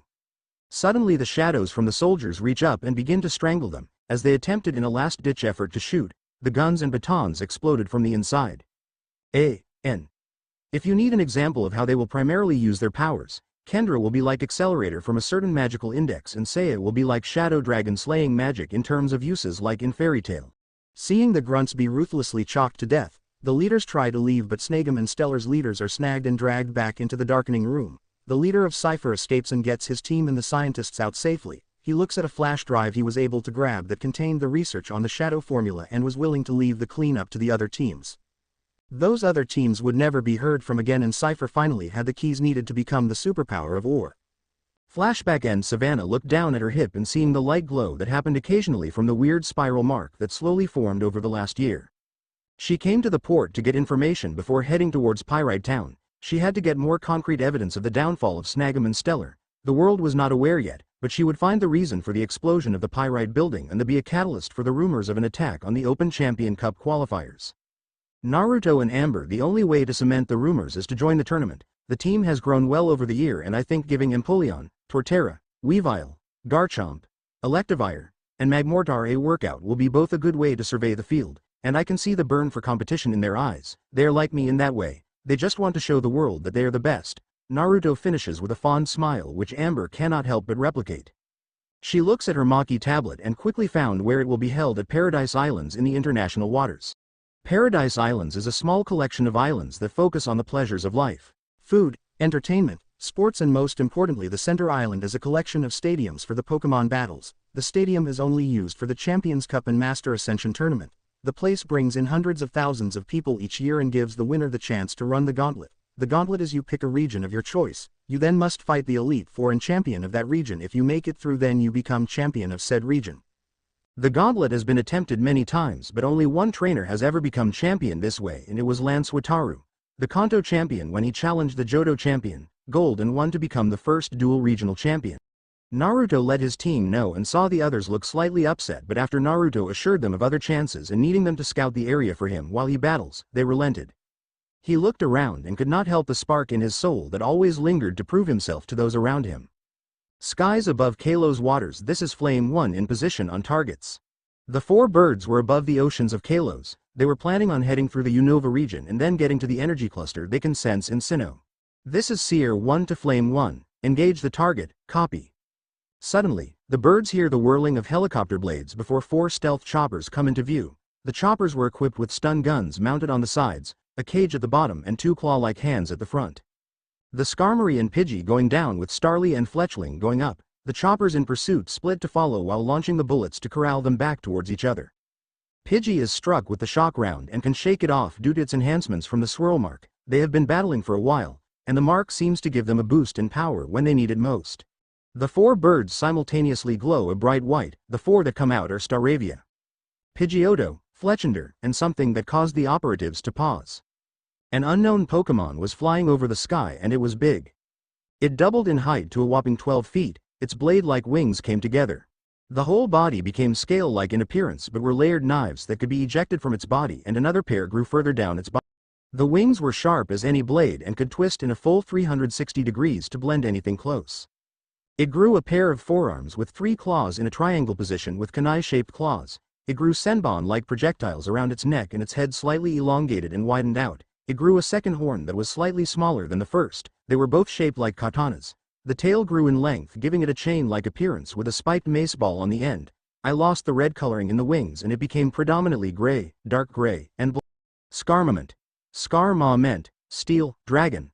The Pokémon in question turned its now red eyes upon the helicopter in front of it and sent a barrage of knives through the windshield, thus killing both targets. Char team is down. Focus on the unknown. Seems to still be steel type at least. The helicopters pursued the newly evolved Skarmory. The dragon, steel type, turned to the others. Leave now, Skarmoment's voice gravely said. Go toward Unova, I will catch up. The other three looked at each other, but seeing the wounds, knew it was up to them to deliver the message. They took off and one stealth chopper attempted to shoot them. But the hulking body of the new species barely felt it before whipping its new tail that extends and crushes into tail of the chopper, causing it to spin into the ocean. The other two flanked the beast and using the clawed hands shot them to wrap around the four wings of the creature. With its ability to fly tethered, it turned its neck and aimed its tail, but before it could fire it was electrocuted by thousands of volts through the wires and was slowly knocked unconscious. Stay safe, my friends. Paradise Islands, international waters. President Charles Goodshow just got down debriefing the security detail. The Paradise Islands were co-owned by Scott and himself. The reason they left it in international was for no one region to own the most prestigious tournament around. They took the revenue they made and put half of it back into the facilities that all the leagues need to operate. They have state-of-the-art seating and battle arenas that can change to fit random Pokémon environments. The biggest problem they will have is the amount of attention the event gets, good and bad. He hopes this year will go smooth, as the Champions Tournament only happens twice every 10 years and the Masters Tournament happens once every 10 years. If only he knew the storm that was on the horizon. The time was finally here. The world was in anticipation to see who would qualify for the main event later in the year for the Champions Tournament. Naruto at this time has only seen a couple new additions to his roster. The crime organizations again have gone quiet, which is good and bad. The information on their activities has been lessened, but the overall gain of his company has gone up tremendously. Spiral Corp has been fully opened across the world and the devices have become wildly popular. The size, durability, and speed has been a huge hit with the younger population. The parents feel more at ease knowing their young children have a quick way to call for help while exploring the world. They hired 2 executives to run the operations for them. Amber and Naruto were the founders, and the simple operations were handled by Viola Taylor and Jack Owens. Viola was a finance and business major who was extremely familiar with investments and making partnerships. Jack was a renowned barrister and was the lawyer for the company. They covered everything and reported it to Amber if anything major happened. The devices were also being showcased at the expo at Paradise Island. Many people were interested in the logo, some for simple curiosity, others seemed to be fishing for something more. The professors of the regions were there to study interactions of this scale. Pokémon were everywhere and seeing such prime examples of the species battle was worth recording. They also brought the starters of their regions with them. The Pokémon were growing like crazy and all have evolved to their secondary form. Some are even fully evolved. They're huge. In the case of Pokeballs not working made the professors and abnormal Pokémon stand out in the crowds. People everywhere were amazed by the sheer size of the monsters and the confidence they had. They all seemed to be heading for the center stadium. The professors have only been able to get a few samples like hair, skin, or other byproducts of the Pokémon. Any attempt to analyzing the mark or taking a blood sample left them with a broken tool. The screens across the islands flickered to show Mr. Goodshow. Welcome one and all to the 5th Champion Cup. Remember, this is the qualifier for the actual tournament that will be in the fall 6 months from now. There are 1024 contestants that will be brought down to 128. The screen was changing to show the brackets as he was talking. The names will be randomly selected for each arena. The only rule to advance to the 256th stage is to win 4 matches. The battles will be 3 version 3. You could do it in 4 attempts or it could take you more. The crowds around the island were getting excited for the event to start. The next round will slice the 256 into 128 with a double battle round. This will be a 4v4 battle, meaning 4 Pokémon for each trainer. The week-long event will end with 2 of the regional champions on the last day battling in a 6v6 battle for your entertainment. The crowd roared in anticipation, so I hope everyone is ready for an action-packed week. And to the trainers, good luck. The screens went back to the regular advertisements, but the people were too excited to care. To see a few hundred battles in 6 days shows that this event will have round-the-clock battles. The stadiums are equipped to handle the stress. With Team Rocket, UGD, and Cypher. So, the stage is set. Yes, and with the grunts currently planting the charges around the arenas, the ending event will surely go out with a bang, don't you think? The executive of UGD stated with an arrogant smirk. So Giovanni, your little pet will be able to handle the champion's Pokémon while we detain the rest. The leader of Cypher questioned with a serious demeanor. The pet in question was in the corner with a bored yet accepting look in its eyes. Mewtwo was honestly running out of hope. He tried multiple things to free himself, but they all resulted in failure. The only hope he had was losing to something stronger than itself, to end this existence called life, and if he was lucky drag these bastards down with him. Naruto. Naruto was currently in the woods around the arenas on Colosseum Island. He was fighting both Electivire and Infernape in a clearing, and it was aura enhancements only. Naruto leapt back from overhead slam from Electivire and had to quickly dodge Infernape, who sprung off his teammate's back. Naruto then engages the duo in a blur of hand-to-hand combat, and suddenly Naruto grabs the wrist of both combatants and twists, flipping them over on top of each other. Naruto smiles seeing the thoroughly exhausted team. Good try guys, your teamwork was way better that time, but it will still be a while before you can defeat me. Electivire, be ready for tomorrow. You got it boss. The electric ape gives a salute before going to a shady tree to sleep. Naruto shakes his head before he scans the area for any life forms and feels a slight change in an area but shrugs when he sees nothing. A slim young woman of medium height, she has long black hair with shorter layers around her face and a fringe and small purple eyes. She wears a red and black dress over her curvy form with yellow cuffs over black tights, leggings, black gloves, and red knee-high boots. This is Sabrina, a gym leader and renowned psychic. She was in disbelief on what she just saw. A blonde-haired human with the most beautiful eyes she has ever seen just battled the biggest example of the species of Pokémon ever recorded. She assumed this must be the man known as Messiah in the news. He has arrested and interrupted more criminals in their operations than anyone else has. The people love him, and the criminal orgs are doing anything to find who he is. I wonder if he is responsible for this too. She trails off looking at the swirl above her hip that she remembered pulsed when she was near him. She also recalled the mark on the two Pokémon he was battling. She does not know what is happening, but she knows one thing: the man before her will change everything. Day 2. Naruto walked down the path towards his fight while thinking back to the conversation he had with Kurama last night. Flashback starts. Naruto, the stone is pulsing slowly now. I believe that it is getting closer to finishing whatever it is doing, the Kyuubi states while lazily poking the crystal with one of his tails. Naruto looks to the orange crystal that is slowly orbiting his partner and sees that the Uzumaki swirl is almost completely wrapped around it. He notices the pulses seem to reflect a heartbeat in rhythm. Do you think this may be a Pokémon of some kind? It's definitely possible. It seems to be leeching, but it is weird. Its aura is starting to reflect a bit of ours. It seems to be leeching certain aspects from each of us. Kurama looks closer and notices that the crystal seems to be growing a small golden exoskeleton around the crystal. Well, if you don't believe it to be harmful, then maybe it could be an ally, Naruto says with a curious expression, while imagining what it could look like. We'll have to wait and see. Flashback end. Naruto comes out of his thoughts at the sounds of the stadium. The people are excited for the action and he will deliver. The referee calmly raises his hand and the crowd eventually quiets down to marginal level. In the red corner, we have this year's Johto League runner-up, Connor Blevins. Connor walks out and the people cheer loudly for the man who put on a good showing just a few months ago. In the blue corner we have a new trainer to the Pokémon circuit, Nathan Masons. The crowd gives a noticeable lower excitement level to our hero, which causes a smirk to form on Connor's face. A newbie? To think someone would be stupid enough to debut during the qualifiers for the biggest open tournament in the world. Are you dumb or just arrogant? Naruto shakes his head at the hypocritical man. Arrogant or dumb? Is the pot calling out the kettle? The man gets angry at the jab and goes to reply. The referee cuts in. The board will now select the stage. Remember, these facilities can offer all the environmental climates of the world. The spinner on the Jumbotron quickly whirls around the board before settling on rock. The field will be rock, and the format is 3 version 3 single battles. Trainers, please release your Pokémon.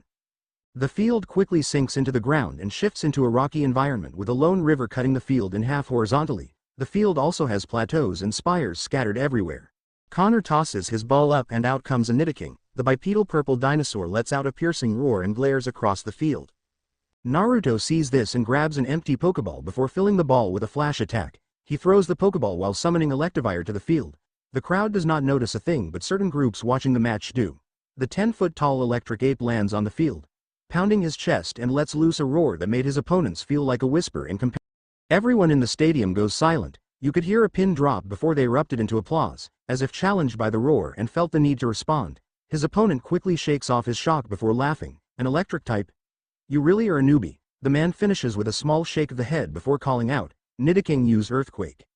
The arena floor starts to vibrate before Naruto gives his command to Electivire. This is your battle, my friend. Show the world what you can do. Naruto casually sits down after seeing the thumbs up from his teammate. The crowd hearing the command was in disbelief. To let a Pokemon battle on its own? They quickly went into a frenzy. Hey, your Pokemon is going to get hurt. Do you have any respect for the sport? This is why new trainers should be tested before being allowed to capture Pokemon. Naruto rolls his eyes at the words being flung his way. Electivire, hearing this, gets a little angry at the people badmouthing his friend. He sees the rippling earth coming his way and raises 2 force palms infused with aura before slamming them into the ground. The earthquake stops short of the electric ape and the show of power quiets the crowd. Connor, seeing this, quickly changes strategy. Use toxic spikes. Nidoking generates barbed scales from its hide before launching them skyward to spread the field. Electivire, seeing this, uses discharge in a way that no one has seen before.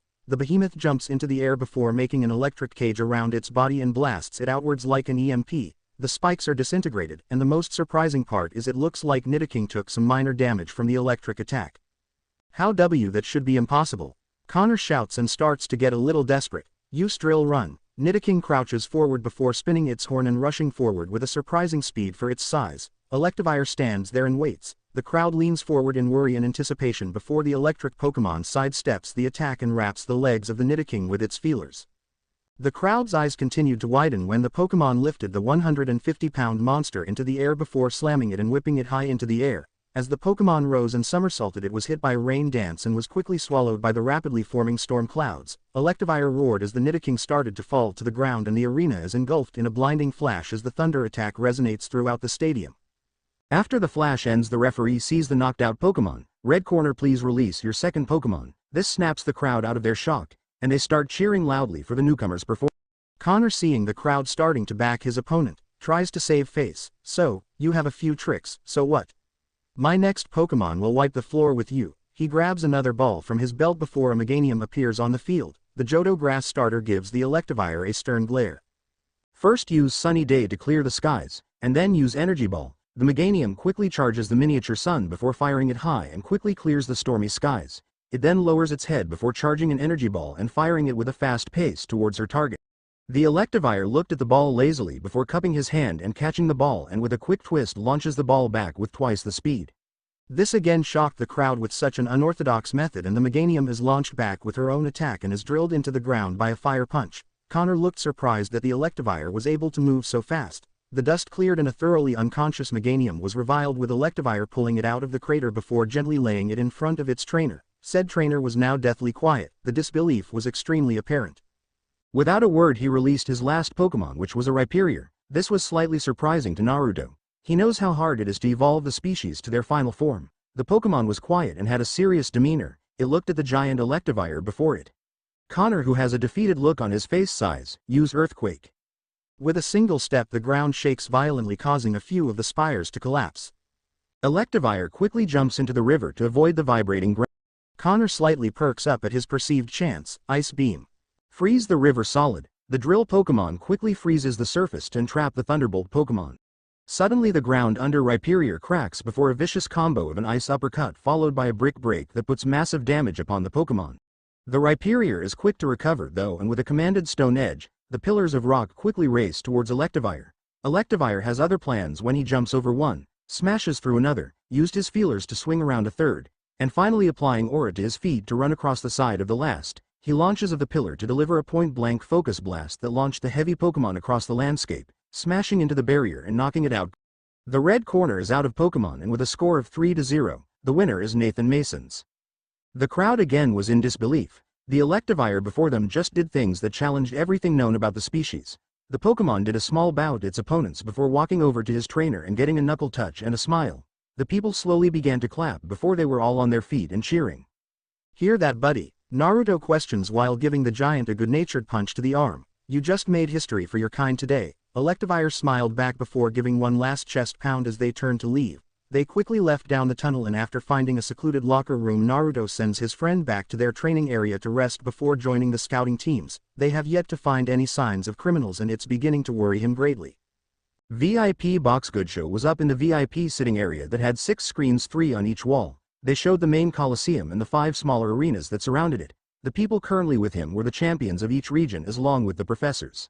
A tall, thin man with bright scarlet-red spiked hair, pale skin, and dark eyes. He wears a medieval-looking navy blue tunic with red-orange trim, a brown belt around his waist, and large black boots with orange 2 rings around the top of each boot. The cuffs of his long sleeves are black with orange zigzagging trim separating the cuff from the navy blue part of the sleeve. He sports a long, flowing cape around his neck which is black on the outside and crimson red on the inside. This is champion of the Kanto and Johto regions, Lance Wataru. Next is a tall, thin young man with ice blue hair and sky blue eyes. He wears a charcoal jacket with 2 black zigzag stripes, a white undershirt, and a red tie. He wears skinny black pants and black shoes with low heels, as well as metallic jewelry on both of his sleeves and his index and ring fingers. He has a pin on his jacket, called the Mega Stick Pin, which he uses to Mega Evolve his Metagross. This is the champion of the Hoenn region, Steven Stone. Next to him is a tall and curvy woman with wavy knee-length creamy blonde long hair that has bangs covering her left eye. Her eyes are gray, and she wears straight black leg trousers. A long black coat with a V-neck and black fur rimming the cuffs and running down the end of the coat. The coat also has a large teardrop-shaped ornament on the center of it, used as a fastener. She also dons a black top underneath. Her outfit is finished with black kitten heels and a yellow stripe on each shoes. For accessories she wore a large, black feathery ruff around her neck with two hair clips in her hair, both resembling two teardrop-shaped objects conjoined with a pale yellow stripe. This is the champion of the Sinnoh region, Cynthia Sharona. Next is a tall, powerfully built man with long flaming red hair tied back in a spiky ponytail. Tan skin and dark eyes, his hair resembles the feathery headdress of a Native American chief. He also wears an outfit that is like the garb of a Native American. A tan cloak-like vestments with a black collar, red and orange trim on the sleeves, and orange and black trim across the middle. He wears white pants with ragged ends, and black sandals on his feet. He sports a necklace of 6 Pokeballs. This is the champion of Unova, Alder Alnus. The next person has short light brown hair that is designed in a somewhat star pattern with front bangs standing up. Light blue eyes and violet eyeshadow. She wears a fairy-like white outfit with lots of gold trim. She is equipped with a white choker and white long-sleeved blazer with lapels that possess large buttons and a small collar. The blazer finished with 3 petal-like ends and the sleeves have 2 golden lines on the cuffs. 2 lacy objects on the back of her outfit resemble cloud-like wings that is likely to be connected to the blazer. She also wears a simple white shirt with 2 golden lines near the end of the shirt. Finishing her attire, she wears short white shorts and low high-heel boots, also the color white. She carries a pink purse, and she wears a gold swan-shaped necklace called the Mega Charm, which she uses to Mega Evolve her Gardevoir. This is the champion of the Kalos region, Diantha Kern. Next to her is a man with an above-average build, purple, long hair, and amber eyes. His cap is always pointing up to look like a crown, and he wears a cape which has logos of sponsors on it. His black striped shirt has a sword and shield on it. This is the champion of the Galar region and the current world champion, Leon DaCosta. The professors were also in the room with the Pokémon starters of their region all together in the room behind them to socialize but to also keep them in check. The starters were all evolved once and too dangerous to give away now, not that they could with the Pokeballs not working properly. The screens all had the same thing showing. They saw a blonde-haired young man just sit back and relax while his absolute giant of an Electivire dismantled the opponent's team with extremely unorthodox moves. The champions and professors were studying the battle piece by piece, till Cynthia broke the silence. He could be a psychic. Steven looks at her before shaking his head. It's possible, but those moves were very unpredictable and the size of the Electivire was staggering. I believe we just saw a Pokémon at the height of its species potential. Sycamore states before seeing many confused or intrigued eyes. The Electivire was double the size but it was also at least double the speed as shown in its second fight. The professor begins to pace the room. The thing that makes me curious though is the way it was brought out in the mark it bears. They see the professor showing the Pokeball opening but the shock was the lack of a red laser and in its place was glowing swirling portal on the ground of the arena. Rowan gasps, bringing attention to him. When the 3 starters in my lab disappeared, that was the mark they walked into. Whoever this Nathan Mason is, we need to find out what he is up to and what his intentions are. With the starter Pokemon while the faces of the league were talking, the starters themselves were discussing their next move. He is here. That man we saw briefly on the screens had the mark on his cloak as long with the Electivire with him, said Bayleaf with clear excitement in her voice. The others looked between each other and knew what she said to be true. The power that they shared between them and the similarities the Electivire showed was too much to be coincidence.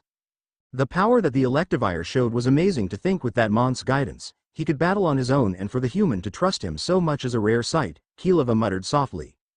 Beside Keelava the other fire types were pumped up. The others were quick to join the excitement and the room was quickly enveloped by the loud talking of Pokémon. Unknown to them, they would meet their destined trainer sooner than they thought.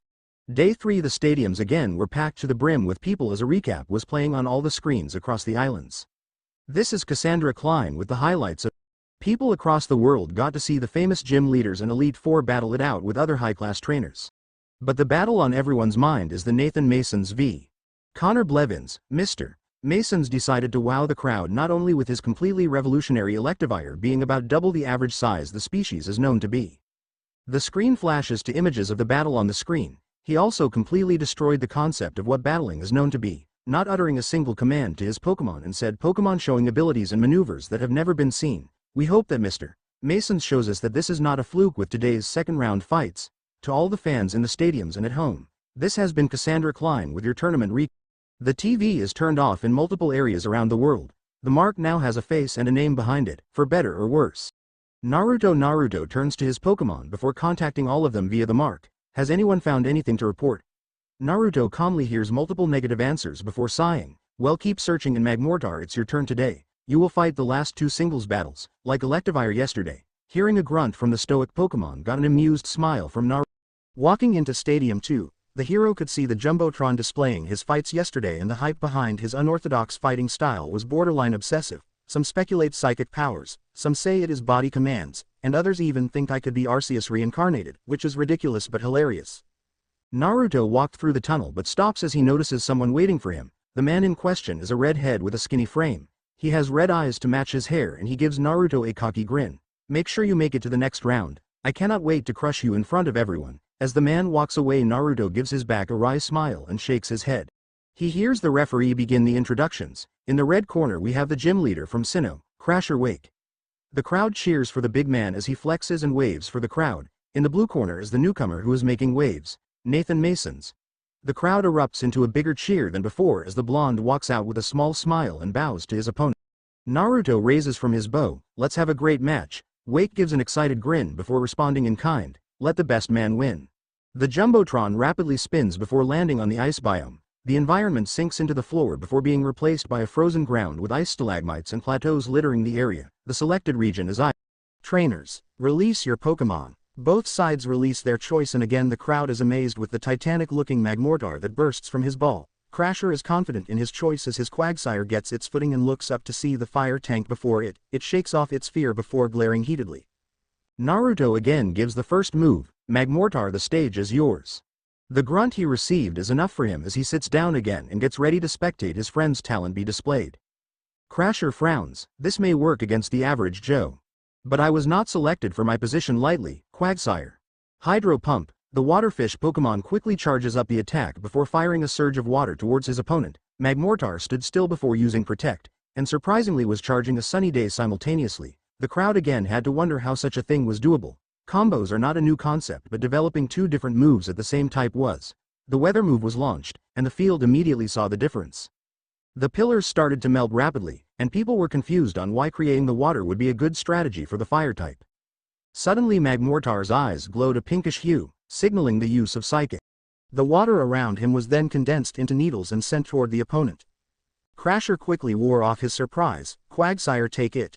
The Pokémon did as commanded and started absorbing the water. The needles suddenly halted and were hit by a flamethrower attack, creating a steam to engulf the field. Quagsire was suddenly swept off its feet and kicked into the air. The blast Pokémon lifted its cannons up and fired a twin solar beam that created a massive explosion. The Quagsire rapidly fell but was cocooned in a psychic and gently laid before its trainer with burns from the super effective attack on its body. The crowd cheered uproariously at the display. The champs, elites and professors could not believe how the Pokémon at such a disadvantage used the environment so well to create an advantageous situation. Using the needles to test the ability its opponent had, then creating a smokescreen from the melted water was brilliant. That was amazing. Goodshow shouted while jumping out of his chair. For a Pokémon to think so far ahead of its opponent without a single command is just unbelievable. The rest of the people in the room could not dispute the claim. They too were blown away by the events before them. Back with Naruto and Crasher. Crasher was also dumbfounded. So, he decided to go big for this one. That was an impressive display, Nathan. I can see the countless hours of training before me, but my next Pokémon is large and in charge. He lobs the ball up and releases the atrocious Pokémon. Gyarados, the ginormous snake-like being, unleashes a bellowing roar and glares angrily at Magmortar. If the effects from Intimidate settled in for the blast Pokémon, it was hard to notice. Naruto, Nathan, stays sitting calmly. I appreciate the compliment, Crasher, but it is my Pokémon's dedication to improvement that got him this far. Getting a grunt of agreement from Magmortar. Crasher simply smirks. Gyarados used Surf to test the waters. With a roar, a giant wave of water is formed and surges forward, crushing ice pillars and plateaus and carrying them as debris. Magmortar sees the chunks and uses that to stay above the attack and simply ride it out.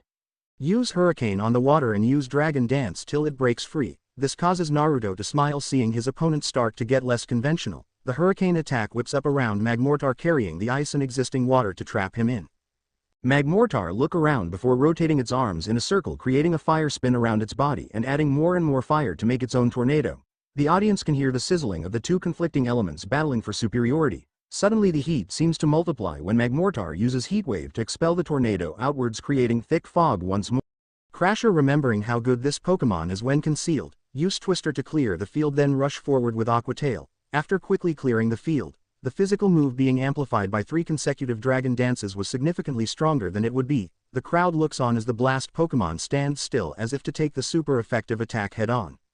The attack shakes the ground and chunks of ice go flying everywhere. Crasher has wide smile and looks to see Nathan crushed, but is confused to still see the tiny smile in laxed position. He quickly looks back at the battle when he hears Gyarados roar in pain and is sent sliding across the field and through 3 plateaus, the final one crashing down on it. Everyone was confused to see the Magmortar seemingly was in the place that Gyarados was sent flying from, the residue electricity fading from its hand. Crasher, still in disbelief, just looks at his opponent and utters the one word on everyone's mind. How? The disguised Naruto simply smiles again. I trained my Magmortar to learn a move that is rare for its kind to know, Teleport. It took a second before looks of realization settle in. The last Magmortar to show the move on this stage was Gym Leader Blaine's father, which was 50 years ago. People again erupt into a frenzy from the spectacle. Red corner, release your last Pokémon. Crasher looks down before smiling in resignation. He knows this will be the end but wants to knock out at least one. Floatzel. The Sea Weasel Pokémon appears and enters an aggressive stance. Magmortar raises an arm and fires a flamethrower that looked more like a hyper beam. Use Hydro Pump at your feet. The quick maneuver dodged the flames but was suddenly struck by a thunderbolt from above. The people looked to see the blast Pokémon have its second cannon aimed up, showing its ability to multitask. Use Double Team into Aqua Jet, surround and confuse them. Crasher shouted, and with quick execution, 20 Floatzel were encased in water before they rapidly revolved around the arena.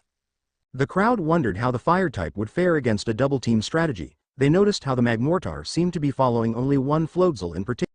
Does it know? How is that possible? Is the trainer involved somehow? It became more apparent when 3 Floatzel went through the Magmortar, but it made no move to stop them. Crasher noticed as well. Floatzel, swarm it. Suddenly they all dived down from different angles, except for one that had a blue glow suddenly around it from another use of Psychic. The Floatzel made a panicked cry, but Wake was quick to its aid. Use Aqua Ring. The suspended Pokémon was surrounded in a ball of water before the noticeable singe marks were beginning to fade.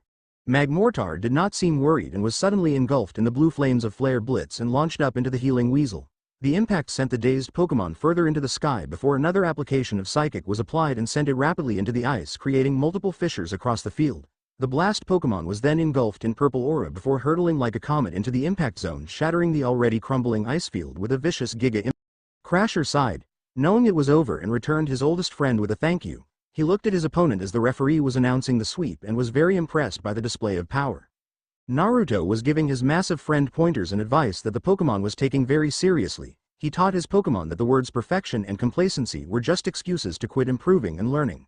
In the VIP box, the elites and professors of the world were again impressed. Multitasking is a relatively hard thing to teach a Pokémon, especially with moves of different elements. The professors were rapidly discussing the possibilities that this one trainer has shown the world. That Pokémon can think to this level if allowed to. This trainer was showing that bonds and trust elevate a Pokémon to predict, react, and respond to situations. The champions and elites, on the other hand, were discussing what training methods he could be using to accomplish this. I believe it is still a psychic communication, stated the Sinnoh Psychic Elite member. The others looked at him and shook their heads. I have seen you battle Lucian. You and Sabrina, for instance, are focused completely on the battle. He has his eyes closed or is not even paying attention. Also, he cannot see through the smoke and debris formed from those collisions. Aaron, the Sinnoh Bug Elite, replies with a smirk, and Lucian raises a finger to respond, but deflates, knowing he was beat here.